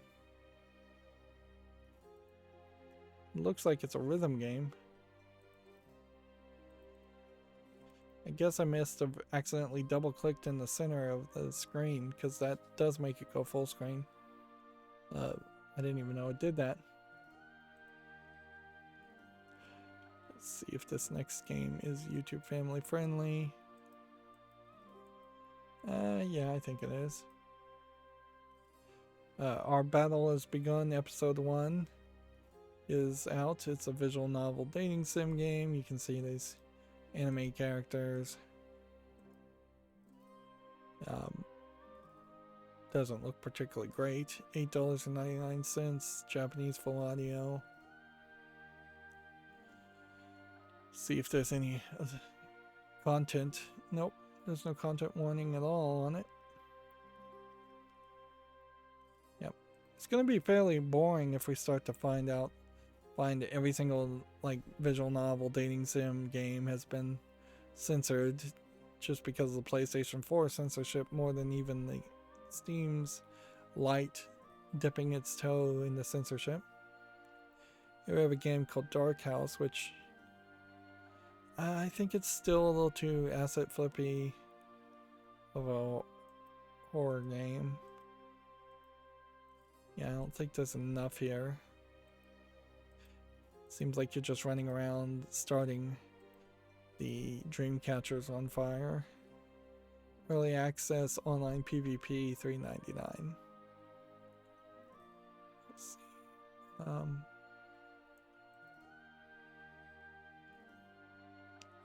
Dungeon Defenders Awakened launches August 4th alongside the Lycan's Keep update, according to Gametsu. Here we have Refreshing Sideways Puzzle Ghost Hammer, which that sounds like a random assortment of gibberish letter words. Yeah, this is some kind of Chinese game that they're trying to translate and did a bad job. $14.99 Japanese, not Chinese. I just don't think that there's enough of a game here to put up with what is probably going to be a bad translation. So I'm going to say no to that. And then here we have one that's all in Asian characters. It looks like a card-based RPG. English not supported, $4.99 Japanese only. Let's see, Gamma Sutra, we already talked about it. Here we have Escape from Terror City, which looks like a retro graphics upward shooting game. I'd almost be interested in doing a shoot 'em up 3D game, but these graphics look terrible and the color palette looks terrible. It's $8.99 English only. I have to skip that. Here we have a game called Anatomy of Fear. We're still getting a lot of horror games. Like they aren't just non-stop, and most of them are garbage. Some of this does not look bad, this game, Anatomy of Fear, but a lot of it looks asset flippy, and it's just dark screenshot syndrome. They're just trying to hide the fact that there's not much of a game here. You cannot hide your horror game in darkness. English and Turkish. It's an interesting combination. I'm going to give this a faultless, even though it doesn't really deserve it. Here we have another advertisement, basically, exploring the art and animation behind the hand-painted Odyssey of Planet of Lana, which is not a game I recognize. At a certain point, like hand-drawn animation, while it may look really good, cannot be worthy of a news article. It really isn't. There's just too many games that are like that. And the game would have to be more beloved to start with before it would have relevance to deserve a news article. Here we have a game called Such Art Genius Art Artist Simulator, which I don't know if that means you can really make art or if this is just an asset flip joke experience. It almost feels like you could actually do paintings, but I half suspect that you really can't. Early access, $17.99, single player. Not in VR, even though it kind of feels like a VR game. There is something to the idea of actually being able to paint in a game and not making the mess of actually painting, but I feel like almost any game would be a pale comparison to the actual ability to paint in real world. And if you are going to paint in a digital form factor, you might as well just have a tablet in Photoshop and paint and draw that way. Here we have a game called Snow Painters, which seems like an odd combination. This looks like this is a SMU Guildhall student project. English only. I don't think I particularly care enough about this this game. I don't think it looks good enough, even as a student project, to interest me.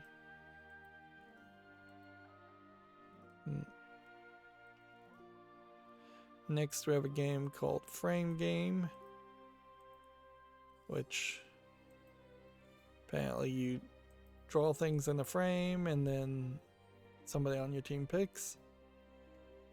$6.79, English full audio. This definitely feels like this is a party game, multiplayer focused game, and it doesn't look much different than the Jackbox style of games, where you'd probably just be better off playing the Jackbox games. So I'm going to say no to that for those reasons. Next we have Impossible Pixels, which looks like a frustration platforming game. $8.99, English and Czech. Here we have a game called Old Evil, which looks like a dark screenshot game or a horror game. It's tagged as a walking simulator. $5.94, English, Chinese, Russian, Turkish. I want to give this one a chance too. But yeah, I'm not really certain. Twitter is shutting down fleets. I don't think that has anything really to do with any video game news. Fleets were expiring tweets. Honestly though, there are some Twitter feeds that would benefit heavily from having expiring tweets, but apparently they weren't using it. That would be my guess, at least. There is a report according to Gamasutra that Tencent wants to buy Crysis and the CryEngine from Crytek for over $350 million. I wouldn't be surprised if that's the case. And that would definitely strengthen Tencent's future development. Here's the article I was talking about earlier. The updated Xbox Family Settings app will let parents set spending limits. How much they can spend on software apps and in-game purchases. Can you separate it out and say you can't buy new software or apps, but you can buy in-game purchases? Or you can't buy in-game purchases, but you can buy software and apps?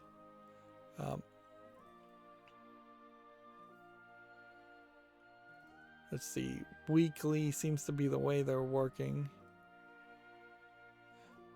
And then an ask to buy feature. All of those useful, certainly. I think we'd already pretty much talked about this, where Psychonauts 2 is going to have an invincibility mode because, quote, all people should be able to enjoy games, end quote. Which, yeah, that makes sense. They pretty much just wanted Psychonauts 1 to be a movie anyways. It had a ton of cutscenes. It'd be weird if that mentality became the default for every single Microsoft studio, and every Microsoft game has an invincibility mode. If you're playing Skyrim, for instance, and you're invincible. But I don't think anybody's really going to care about Psychonauts 2. Although I have heard a few complaints. That's probably the new bit of news there. Here we have a game on Steam called Pirate Mina, which just looks like an RPG game. $2.99, English and Thai. Then last tab, we have Castle Formers, which looks like a side-scrolling pixel graphics game of no real interest. $1.39, English only. Okay. So it should be incredibly easy for me to just look at my Twitter feed and see if there's been any new news. Since it is like 4 in the morning, but a lot of my sources do seem to really repeat things, so yeah. The odds of any actual news of happening in the middle of the night is very low. Though it does seem like some games came out on Steam.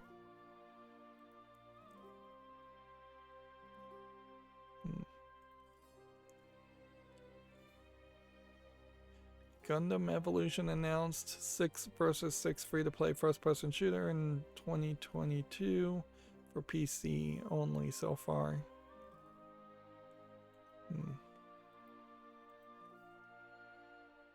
Yeah, the problem with staying up this late though is you are going to start running into the Japanese announcements.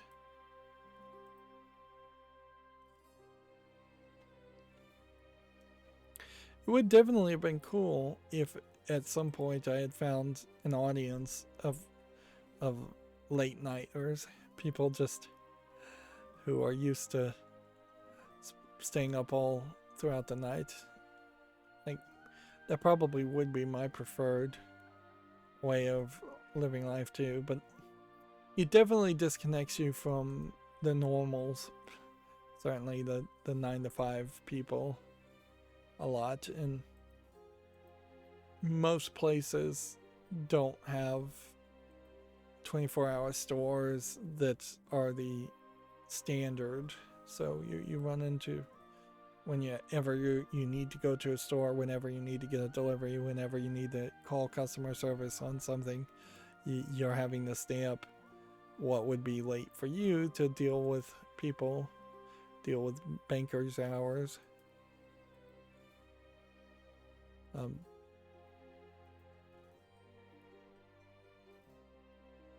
Although you never know, with like global warming and such, it may become a case where people just have to or prefer to work throughout the slightly cooler times during the night. There's a lot of tweets talking about Fatal Frame, I believe Maiden of Black, which I think is the newest Fatal Frame game, where I don't know if that game is not out and it's about to come out, or if that game has been out for a very long time,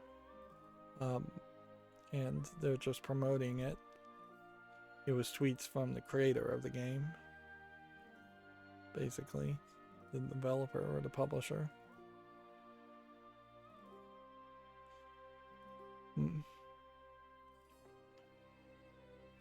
Yeah, it really does stick in my craw, to use a colloquialism, that somebody would complain about consumers not appreciating how much work goes into anything. Like, a certain level, it's not the consumer's job to appreciate how much work goes into a product. I don't want to have to appreciate how much work goes into the development and construction of a car. I just want to use a car. Alright, well, that's going to be it for this stream. It's been a weird one. As always, I ask you to like, share, subscribe, comment, and watch every second of my videos. If you want a friend or follow me on any social media sites, there's a whole bunch of links down below. And if you want to support me further, there's a link to Patreon, or you can friend me on Steam and get me a game off my wishlist. Thank you for watching. Have a good evening.